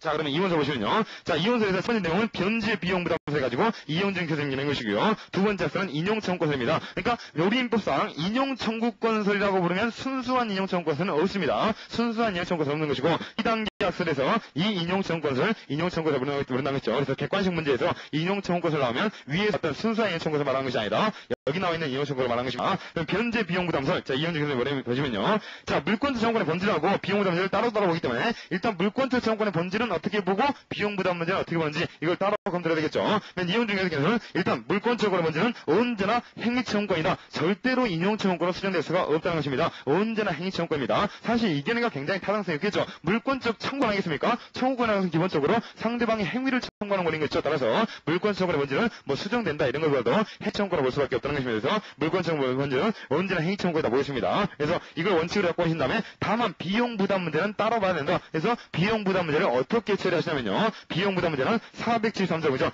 즉 변제 비용 부담에 관한 규정을 준용, 유추해가지고 결정해낸다 하고 있다는 것입니다. 성질상 채권법 규정이 유추될 수 있으니까요. 자, 그래서 이 473조 규정을 추정하면 어떻게 하면요. 즉 원칙적으로 채무자라고 볼 수 있는 상대방이 비용을 부담하는 것이 원칙이다.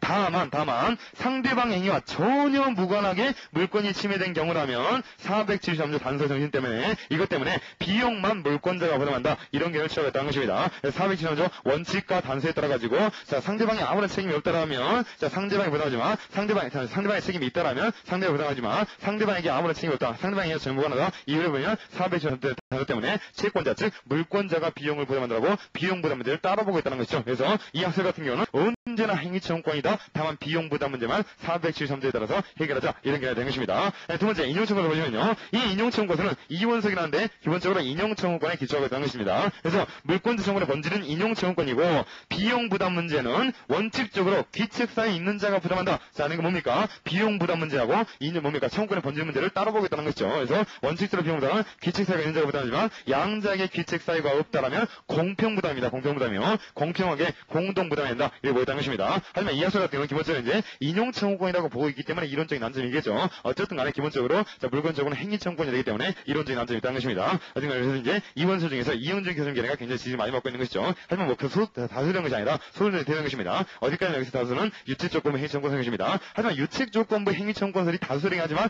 이것이 다수설해가지고 다수설이라고 해가지고 이런 시도 출제는 절대로 안 됩니다. 이건 다수설이긴 하지만 실제로 이 학설이 지지를 많이 받고 있긴 하지만 다수설이라 할지라도 이것은 견해 대립이 명확히 있는 부분이기 때문에 여기 같은 경우는 견해 뭡니까? 자, 어떤 학설 주어지지 않고 막무가내로 다수설해가지고 이것만 출제할 가능성은 전혀 없습니다. 제로입니다. 제로. 그렇기 때문에 이 학설 여기 같은 경우는 학설의 이름과 학설의 내용을 정확히 하는 것이 훨씬 더 중요하다는 것입니다. 막무가내로 출제 절대 못합니다. 여기서는요. 자, 지금까지 객관식 문제도 기출문제도 그런 식으로 출제가 안 됐었고요. 자, 세 번째는 정밀설정에서 분석해 보겠습니다. 이 정밀설정에서 분석해서 같은 경우 이제 가장 최신 학설 3단계 학설이 되겠는데요. 이 학설 대도를 정확히 좀 이해를 해야 되겠습니다.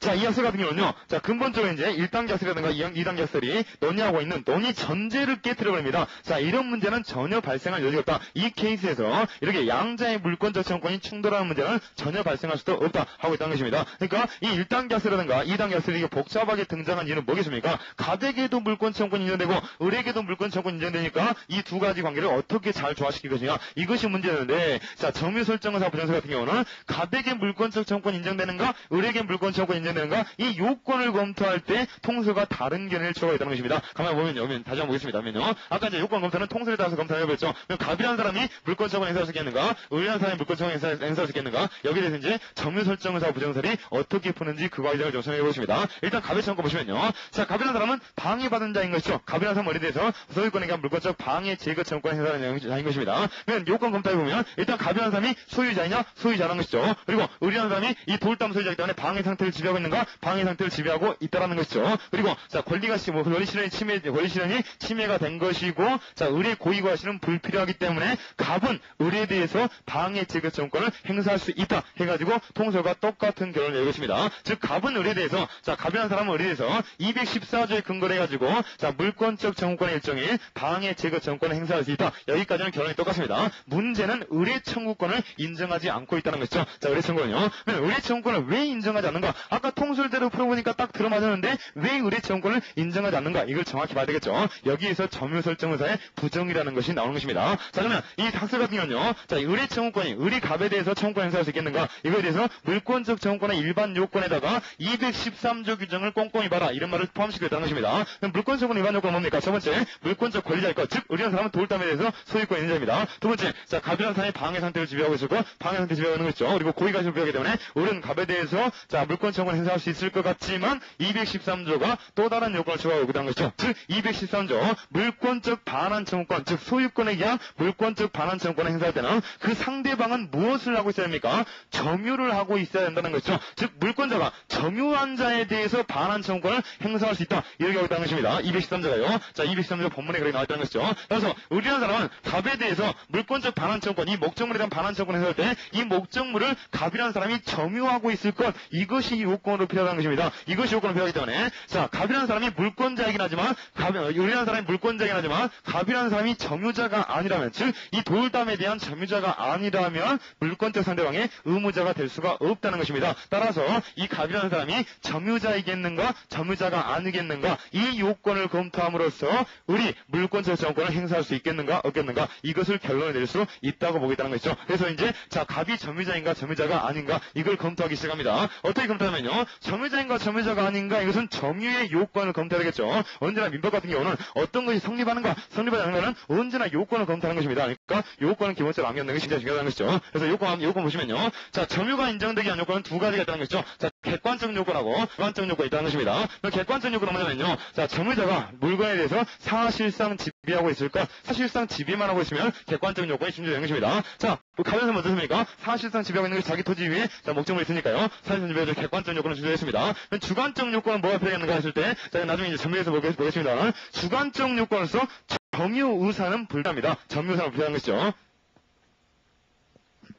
자, 주관적 요건으로서, 점유의 요건으로서, 주관적 요건으로서 점유 의사 표시에 있어서 효과 의사, 이런 것들은 불필요한 것입니다. 그러니까 점유 제도 같은 경우는 점유에 왔지 않습니까? 점유 같은 경우에서 권리 요건에서, 아니 뭡니까? 법률 요건에서, 법률 사실에서 점유라는 것은 사실행위라고 왔다는 것입니다. 사실행위요. 의사 표시, 즉, 법률행위가 아니라 사실행위가 왔다는 것에 따라서 의사 표시에 해당되는 그 의사 표시에서 말하는 그 효과 의사에 의미하는 그런 점유 의사 같은 경우는 불필요하다고 했다는 것입니다. 그래서 주관적 요건에서 점유 의사는 불필요하게 되십니다. 하지만 주관적 요건으로서 점유 의사는 불필요하지만 통설과 판례가 일치해가지고 자 점유 의사는 불필요하지만 점유 설정 의사는 필요하다.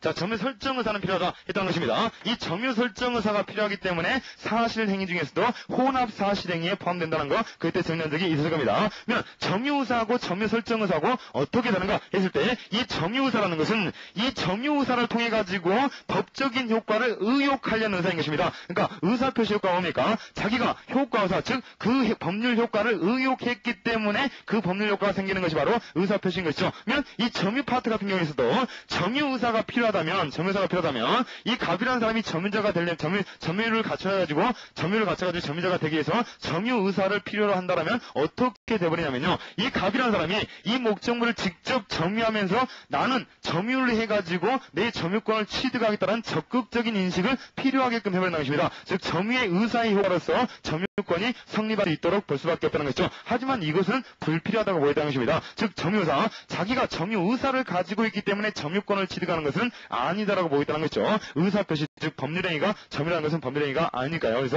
점유의사는 불필요한 것이고 다만 자연적 의사, 일반적 의사로서 점유 설정 의사가 필요하다 이런 말을 쓰겠다는 것입니다. 즉 이 점유 설정 의사라는 것은 이 점유 설정 의사 때문에 점유권이 인정되는 것은 절대로 아닌 것입니다. 하지만 이것도 어느 정도 자 빨래가 바람에 넘어와가지고 우리 집 담장에 있다든가 아니면 뭡니까 그 바람에 넘어가지고 공이 그냥 굴러 들어갔다든가 이런 경우에는 자기 의사하고 전혀 무관하게 아예 의사 능력과 전혀 개발 여지 없이 것이 자 그러니까 사실상 지배를 하고 있는 것이기 때문에 이런 경우까지 점유를 인정할 수는 없겠다 해가지고 이런 경우를 배제시키기 위해서 자연적 사실적인 의사인 점유 설정 의사를 요구하고 있다는 것입니다. 그래서 주관적 요건으로서 점유 의사 표시에 말하는 그런 의사는 말고 자연적 일반적 의사로서 점유 설정 의사 정도는 필요하다라고 보고 있다는 것입니다. 대표적인 예가 빨래가 바람에 온다든가 이런 경우는 점유권 인정할 수 없다고 보고 있다는 것입니다.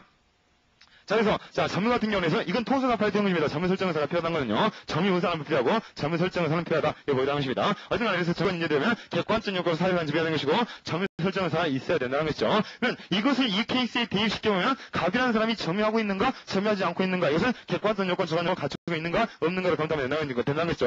그럼 갑이라는 사람은 객관적 요건을 갖추고 있는 것이죠. 사유상 지배하고 있으니까요. 하지만 갑이라는 사람에게는 점유 설정 의사가 없다라고 판단하고 있다는 것입니다. 즉, 점유 설정 의사가 없다고요. 왜 그렇습니까? 갑이라는 사람이 이 목적물을 점유하겠다는 인식이 조금이라도 있습니까? 그런 인식은 전혀 없다는 것이죠. 태풍 불어가지고 폭우 내려가지고 이 돌담이 무너졌을 뿐이기 때문에 갑이라는 사람에게는 자연적 일반적 의사조차도 즉 점유 설정 의사조차도 없기 때문에 갑에게는 이 돌담에 대한 점유권이 인정되지 않는다는 것입니다. 따라서 이 의리한 사람이 갑에 대해서 213조에 얘기한 물권적 반환 청구권을 행사하기 위해서는 갑이라는 사람이 점유권이 인정돼가지고 점유하고 있는 자이어야 되는데 갑은 점유하고 있는 자가 아니기 때문에 을은 갑에 대해서 물권 청구권을 행사할 수 없다라고 결론을 내려버린다는 것입니다. 즉 통설적인 대상에서는 아까 갑의 청구권도 인정되고 을의 청구권도 인정됐었는데 점유 설정 의사와 부정설을 취해버리면 갑의 청구권만 인정되고 을의 청구권은 인정되지 않기 때문에 이 경우에는 물권적 청구권의 충돌 문제도 발생하지 않는 것이고 뭐 비용 부담 문제라든가 물권 청구권의 번질 문제라든가 이런 것들을 복잡하게 논의할 필요도 없다라고 결론을 내려버리고 있다는 것입니다. 이것이 이제 점유 설정 의사를 가장 최신 학설이 되는 것입니다. 이거 잠깐 생각하시면요, 여러분요. 자, 산에서 토지 소유자인 갑은 의뢰에 대해서 방해 제거를 청구할 수 있지만 이건 또 중요합니다. 이건 가능하다는 걸 주의하시기 바랍니다. 이건 214조가 법적으로 된 것이죠. 방해 제거 청구를 할 수 있습니다. 하지만 돌담 소유자인 을은 갑에 대해서 소유권의 반청권을 행사할 수 없다. 자, 그러니까 점유자가 아니기 때문에 점유 설정에서 없어가지고 점유자가 아니기 때문에 자, 이 경우는 을은 갑에 대해서 반환청권을 행사할 수 없다는 것입니다. 자, 그 다음에 쭉 내려오시면요. 여기서 물권 청구의 상호 충돌 문제는 발생할 여지가 없다는 견해가 된 것입니다. 그리고 자, 비용 부담이라는 것은 민법상 일반 원칙에 따라가지고 부당이라든가 사무관리 불법행위 이걸 통해가지고 해결해야 한다 하고 있다는 것입니다.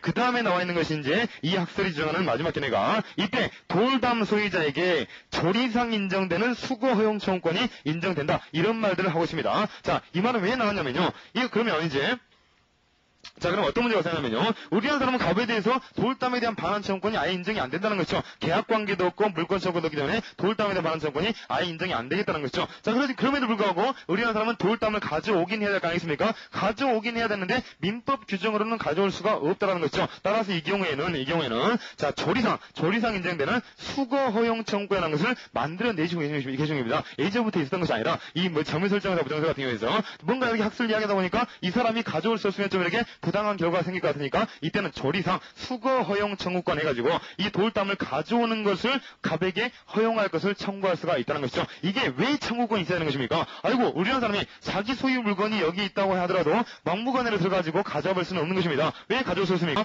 가져오게 돼버리면 갑의 소유권을 침해하게 되는 것이죠. 땅을 불법으로 침해하게 되는 것입니다. 그러니까 불법으로 침해해가지고 자, 넌 이렇게 뭐 심어놓은 거 다 이렇게 포획해버리고 이렇게 가져오는 것은 안 되지 않겠습니까? 그래서 이것을 이제 갑에게 청구해야 되는 것이고 갑이 허용해줬을 때만 수거할 수가 있는 것입니다. 따라서 이 경우에 의리한 사람이 자, 돌담을 가져오긴 가져와야 될 것 같으니까 소유권이나 물권청을 행사할 수 없으니까 조리상 수거 허용 동권이라는 것을 예외적으로 인정해야 된다. 이렇게 보겠다는 것입니다. 자, 넘겨서 이제 케이스를 보실 때 이제 돌담 같으니까 돌담 그냥 내버려둬도 아무런 이제 성이 없을 것 같으니까 이제 실익이 없을 것 같은데 실제로 이제 돌담 케이스 말고 조금 이따 보시면 이제 자동차 케이스 등장하거든요. 여기서 보면 자동차 케이스에서는 수거용 청구권이 굉장히 중요하게 등장할 겁니다. 어떤 간에 여기까지 보시면 이제 자, 학설 정리는 기본적으로 다 했습니다. 어떤 간에 물권 청구권 행사할 때 물권 청구권 양자가 전부 다 인정된다는 것을 전제하에서 1단계 학설, 2단계 학설 지정됐었고 자, 점유 설정에서 부정설 같은 경우는 아예 이제 이 전제를 깨버린 것이고 자, 갑이라는 사람은 점유가 없기 때문에 은 갑에 대해서 반환 청구권 행사할 수 없다까지 결론을 내렸습니다. 어쨌든 간에 이 문제가 출제됐을 때 일단 케이스 문제 뭡니까? 자, 2차 시험 문제가 출제된다면 아까 풀었듯이 자, 청구권 인정되는 거 각각 요건 검토한 다음에 자, 권리남을 검토한 다음에 이 비용 부담 문제를 쭉 쓰시면 되는 것이고, 자, 객관식 문제 출제했을 때는 학설의 정확한 결론을 알고 있어야 한다는 것입니다. 그리고 학설 같은 경우는 실제 출제할 때는 점유 설정설, 부정설 이것도 출제 가능성이 높긴 합니다만은 아까 말했던 그 수정설 있지 않습니까? 1단계 학설의 수정설이요. 특히 유책 조건 해지 정설이라든가 방해물 소유자 쟁설 이런 것들이 출제했을 때 언제 인용 청구권을 수정이 되는가 이랬을 때 이런 것들을 정확하게 알고 있을 필요가 있다는 것입니다. 그래서 이 학설의 정확한 결론들만 케이스 연구했을 때 학설의 정확한 결론들을 언제나 알 수 있게끔 이렇게 간단하게 정리하시기 바랍니다. 자, 그 다음에요. 자, 이렇게 정리하신 다음에, 마지막으로 정리할 것이 있는 거 있죠. 자, 물권 청구 강의 전부 다 끝났고요. 물권 청구가 전부 다 끝났지만, 자, 민법상 보충 규정해가지고, 양 다수대나 법무강의가 어떻게 또 정해질 수 있겠는가, 이것들을 가볍게 물어보려 했다는 것이죠. 민법상 보충 규정이 뭐였습니까? 양자 간의 계약 관계가 없다 하더라도, 사무관리 부당이득 불법에 통해가지고, 민법상 보충 규정 이런 것들을 통해가지고, 해결할 수 있는 것들이 있다는 것이죠. 그래서 일단, 세 가지 검토했다는 것입니다. 첫 번째, 이 케이스에서 사무관리가 성립하겠습니까? 사무관리는 절대로 성립할 리가 없는 것이죠. 자, 제라는 것입니다. 자, 두 번째, 부당이득 반환 청구가 무엇입니다. 자, 부당이득 반환 청구는 이 케이스에서 전개될 수 있겠습니까? 자, 이 케이스에요. 갑이라는 사람이 의뢰에게 무슨 부당이득 반환 청구 행사할 수 있겠습니까? 그런 것이 없는 것이죠. 부당이득 반환 청구를 하려면 어떻습니까? 어떤 사람에게 손실이 있어야 되는 것이고 그 손실 때문에 어떤 사람이 이득을 얻어야 되는 것이죠. 그럼 갑이라는 사람은 돌담이 물어져 있으니까 손실을 얻었다고 볼 수는 있겠지만 그것 때문에 의뢰라는 사람이 이득을 얻은 것은 하나도 없는 것이죠. 따라서 갑의 의뢰에 대한 부당이득 반환 청구는 인정되지가 않습니다. 그런데 반대로 의뢰라는 사람이 갑에 대해서 부당이득 반환 청구권 행사할 수 있겠습니까? 없겠습니까? 의뢰한 사람이 갑에 대해서 부당이득 반환 청구권 행사할 수 있겠습니까? 여기에서는 약간의 견해드립은 있습니다만, 견해드립이 있기 때문에 실제로 출제할 수는 없습니다만, 어떤 식으로 접근할 수 있냐면요. 자, 의뢰한 사람이, 자, 태풍이 불어가지고, 돌담이 여기에 무너져 내려있는 것이죠. 돌담이 무너져 내려있는 것이고, 갑이라는 사람은 어떻습니까? 갑이라는 사람은 수익을 얻고 있는 것이죠. 돌담에 대한 수익이요. 돌담을 가지고 있고, 자, 의뢰한 사람은 돌담에 대한 손실이 있는 것입니다. 자, 그리고 부당이득이라는 것은 기본적으로 사건이라는 것이죠. 사건이요. 사건이기 때문에 어떤 당사자의 의사에 기할 필요도 없고, 어떤 사람에게 수익이 있고, 어떤 사람의 손실이 있고, 이것 사이에서 인과관계가 있다면 인정된다는 것입니다. 따라서 의뢰한 사람은 갑에 대해서 이 경우에, 자, 갑이라는 사람은 돌담이라는 수익이 있는 것이고, 의뢰한 사람은 뭐 어떻습니까? 의뢰한 사람은 이제 자, 뭡니까? 돌담이라는 손실이기 때문에 여기에 대해서 부당이득 반환 청구권을 행사할 여지가 있다는 것이죠. 이런 식으로 해석하는 경우도 있다는 것입니다. 부당이득 반환 문제로 처리하시면 있는 것이고요. 자, 그 다음에 이제 여기서 가장 중요한 것은 불법행위 문제인 것입니다. 불법행위 문제요. 어쨌거나 물권 청구라고 불법행위라는 것은 자, 병존화가 있기 때문에 불법행위까지 검토해야 되는데 이때 불법행위 책임으로서 문제가 될 수 있는 것이 자, 신진 교수님께서는 이 경우는 공작물 책임이 문제가 되는 경우이다. 이렇게 보였다는 것입니다. 즉, 어떤 경우에 누구에게도 고의과실이 없는 것이죠. 태풍부가 있어서니까요. 하지만 이제 고의과실이기 때문에 750조 요건은 문제가 안 됩니다만 공작물 책임이라는 것이 운법에 규정되어 있다는 것이죠. 758조 1항에서요. 즉, 의리라는 사람이 가지고 있는 이 돌담이라는 것은 공작물이다. 공작물인 것이죠. 토지공작물이요. 토지공작물인데 이 돌담이 태풍 한 번 불었다고 자, 무너져 버린다면 이 돌담에는 하자가 있다고 볼 수 있겠죠. 즉, 설치상에 하더라든가 보존상에 하자가 있다고 볼 수 있겠습니다. 그러니까 태풍 불어도 끄떡이 없어야 하는 것이 돌담의 본래 역할인데, 즉 객관적 안전성인데 태풍 한 번 불었다고 해가지고 돌담이 물었다는 것은 돌담에 하자가 있는 것이고 이때는 어떻습니까? 공작물 점유자 가 일차적인 책임을 지는 것이고 공작물 소유자가 절대적 무과실 책임을 져야 되는 것이죠. 따라서 의뢰한 사람에게 의뢰한 사람에게 고의과실이 없다 할지라도 공작물이 돌담에 대해서 설치 보존상의 하자를 해가지고 이 갑에게 손해를 입었다면 갑은 의뢰에 대해서 손해배상을 청구할 수가 있다는 것입니다. 이것이 상당히 형평이 맞는 결론이 되겠죠. 왜 그렇습니까? 어쨌든 돌담이 무너졌을 경우에는 갑에게는 손해가 없겠지만 의뢰에게는 손해가 많이 있다고 볼 수는 없겠죠. 그래서 갑이라는 사람에 대해서 자, 758조에 해가지고 자, 공작물 책임을 중요해가지고 우리에게 손해배상 책임을 중요할 수 있다는 까지 여기까지 정리하시면 전부 다 이렇게 쟁점들을 다 파악한 것이 되겠습니다. 자, 여기까지 보시면 되겠고요. 자, 이 케이스가 연결된 것이 방금 앞으로 넘어오셔가지고요. 자, 물권 청구 요건에서 자, 물권 청구 사례 보충 있지 않습니까? 3번 케이스 남았죠? 이 3번 케이스 보겠습니다.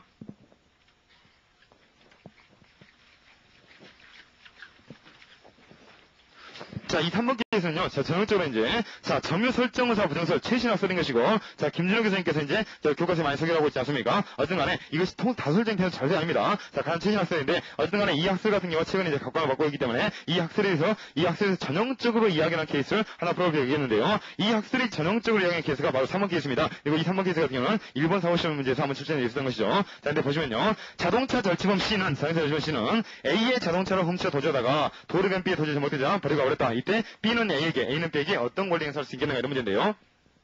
자,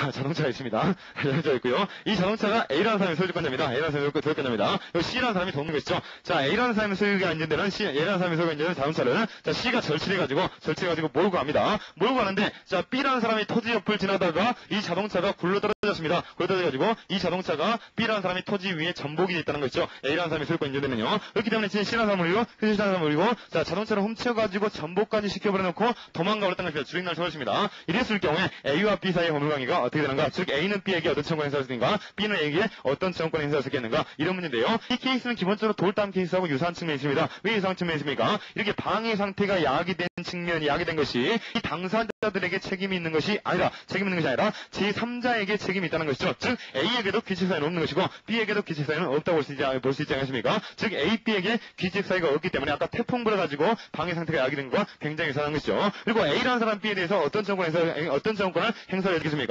자기 소유 목적물이 B 토지이기 때문에 A는 B에 대해서 물권적 반환 청구권을 행사할 여지가 있겠고 행사할 수 있다는 것이 아니라 행사할 것을 검토할 수가 있겠고 이 B라는 사람도 자기 멀쩡한 토지가 자동차가 떼굴떼굴 굴러있으니까 토지 상태를 방해하고 있기 때문에 방해 제거 청구권을 행사할 수가 있다는 것입니다. 아까 돌담 케이스하고 굉장히 유사한 측면이 있다는 것이죠. 실제로 돌담 케이스하고 똑같은 케이스이기 때문에 실제로 돌담에 나와있는 그 견해대에 따라서 정확히 풀어주시면 되는 것입니다. 근데 이 케이스 같은 경우에는 점유설정의사 부정서에서 정확하게 이 케이스를 들어가지고 논문을 쓰셨습니다. 그러니까 점유설정의사 부정설이 어떤 교수님 논문을 통해 가지고 이제 소개가 되기 시작했는데 그 논문에 정확히 나와 있는 케이스라는 것이죠. 따라서 이 케이스가 등장하면 점유설정의사 부정설에서 출제했을 가능성이 굉장히 큰 케이스가 되는 것입니다. 그래서 기본적으로 이제 아무 말도 나와 있지 않다 그러면 점유설정의사 부정설로 풀어주시는 것이 옳을 것인데 실제로 그런 식으로 출제는 안 될 겁니다. 그러니까 학생에 따라가지고 정확하게 결론을 내게끔 출제되겠지만 아무 말도 해버리면 우리 일단 맞추고 봐야 하는 것이죠. 맞추고 나서 쓰는 거야 되는 것이죠. 맞추고 나서 쓰는 거기 때문에 혹시 이런 케이스가 있냐면 이 경우에 다른 학설 말이 안 나와 있다 그러면 점유설정의사 부정설에서 출제되나 보다 이렇게 눈치를 딱 채야 되는 것입니다. 자, 그러면 점유설정의사 부정설 같은 경우는 이 케이스를 또 어떻게 보이냐면요. 아까 똑같습니다. 자, B라는 사람은 A에 대해서 방해 제거 청구권을 행사할 수 있다는 것이죠. 자기 토지 소유권이 A에 떼굴떼굴 굴러가지고 방해할 수 있으니까 B는 A에 대해서 방해 제거 청구권을 행사할 수가 있다는 것입니다. 근데 A라는 사람 B에 대해서 목적을 반환 청구권을 행사할 수 있습니까? A라는 사람은 이제 멀리서 지켜보이겠죠. 네 자동차 내놔라 이렇게 할 수 있겠습니까? 안 된다는 것이죠. 왜 안 됩니까? B라는 사람은 자기 점유설정의사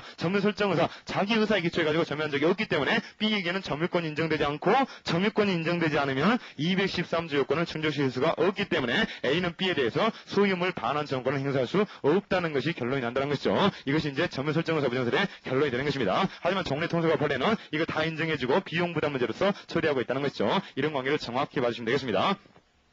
그래서 누구의 청구권이 인정되고 누구의 청구권이 부정되는가 이걸 정확히 보여준다는 것인데 언제나 방해 제거 청구권이 인정되고 반환 청구권이 인정되지 않는 것이죠. 그래서 이것만 정확히 보신다면 객관식 문제로 출제가 되면 이렇게만 출제가 안 됩니다. 꼭 불법행위 책임까지 연결을 시켜가지고 출제가 되는 것입니다. 이때 그러면 A와 B는 누구에 대해서 불법행위 책임을 청구할 수 있습니까? A, B 고의가 싫습니까? A, B는 고의가 싫었기 때문에 A는 B에 대해서 B는 A에 대해서 절대로 불법행위 책임을 청구할 수가 없는 것이죠. 누구에게 불법행위 책임을 청구할 수 있는 것입니까? 이 불법행위라는 것은 언제나 가행위를 한 자에게 청구할 수 있기 때문에 C라는 놈이 나쁜 놈인 것이죠. 따라서 A는 C에 대해서 불법행위 책임을 청구할 수 있는 것이고 B도 C에 대해서 불법행위 책임을 청구할 수가 있는 것입니다. 즉 불법행위의 상대방은 불법행위 책임의 상대방은 언제나 C가 된다는 거. 자, A, B는 불법행위 책임은 서로 부담하지는 않는다는 거. 점유설정에서 보냈다면 B는 물권 청구권을 행사할 수 있지만 A는 물권 청구권을 행사할 수 없다는 점 여기까지 정확히 보시면 되겠습니다. 그리고 이 케이스에서 이제 주로 이제 전문가 조리상 문제가 되는 수거 허용 청구권이 문제가 된다는 것이죠. 이때 A라는 사람은 B에 대해서 자동차에 대해서 목적물 반환 청구권을 행사할 수 없으니까 이제 큰일 났죠. 자동차는 굉장히 비싼 거 아니겠습니까? 이건 굉장히 비싸기 때문에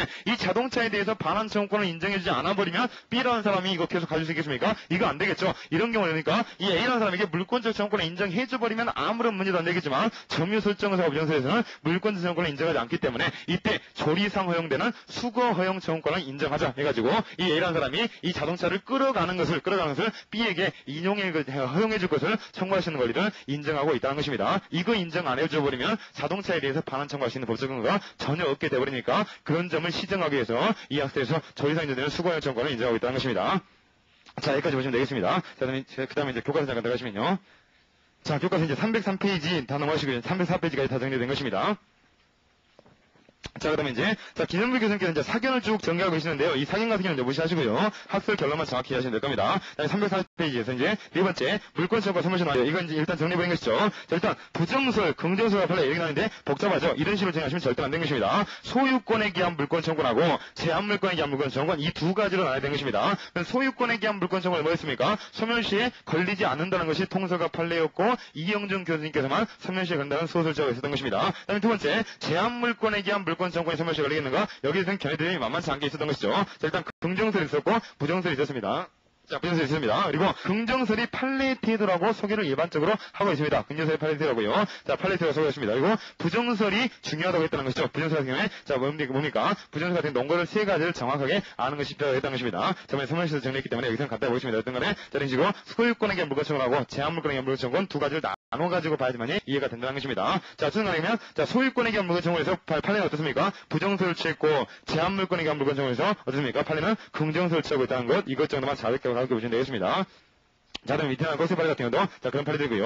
자, 다른 번째 보시면요. 물권자 청구가 불법행위에 나와 있는 것이죠. 이거 저번에 103조 한 것이죠. 부당이득 반환 청구뿐만 아니라, 불법행위 그러면, 즉, 736에 된다면, 부당이득 반환 청구뿐만 아니라, 자, 소유권에 기한 물권 청구도 행사할 수 없다는 것이었습니다. 자, 그러면 설립을 2-5 보시면요. 굉장히 좋은 사례인 것이죠. 자, 이 사례 같은 경우는요. 첫째, 둘째, 셋째, 넷째 해가지고, 자, 물권 청구의 쟁점이 되는 것을 전부 다 얻어보고 있습니다. 첫 번째, 권리 남용이 되는가 검토하고 있는 것이죠. 굉장히 중요한 것이죠. 물권적 청구권 인정될 때, 사회 풀지 않겠고요. 자, 이런 것도 쟁점이 될 수 있다는 거 보여드리겠습니다. 그래서, 물권적 청구에서 할 때 물권적 정권이 인정된다 했을 때 항상 기계적으로 권리 남용이 되는가 되지 않은가 이거 검토할 필요가 있었습니다. 네, 두 번째 비용 부담 문제 처리하고 있는 것이죠. 비용 부담 문제로요. 그다음에 세 번째 보시면 물권적 정권과 소멸시효 관계 논의하고 계시는 것이고 네 번째 보시면 물권적 정권이 자 물권적 청구권만의 양도가 인정되는가 인정되지 않겠는가 여기에 대해서 쟁점을 잡고 있다는 것입니다. 이 네 가지 쟁점이 물권 청구에서 한 중요한 쟁점들이기 때문에 반드시 케이스 통해가지고 하시면 되겠습니다.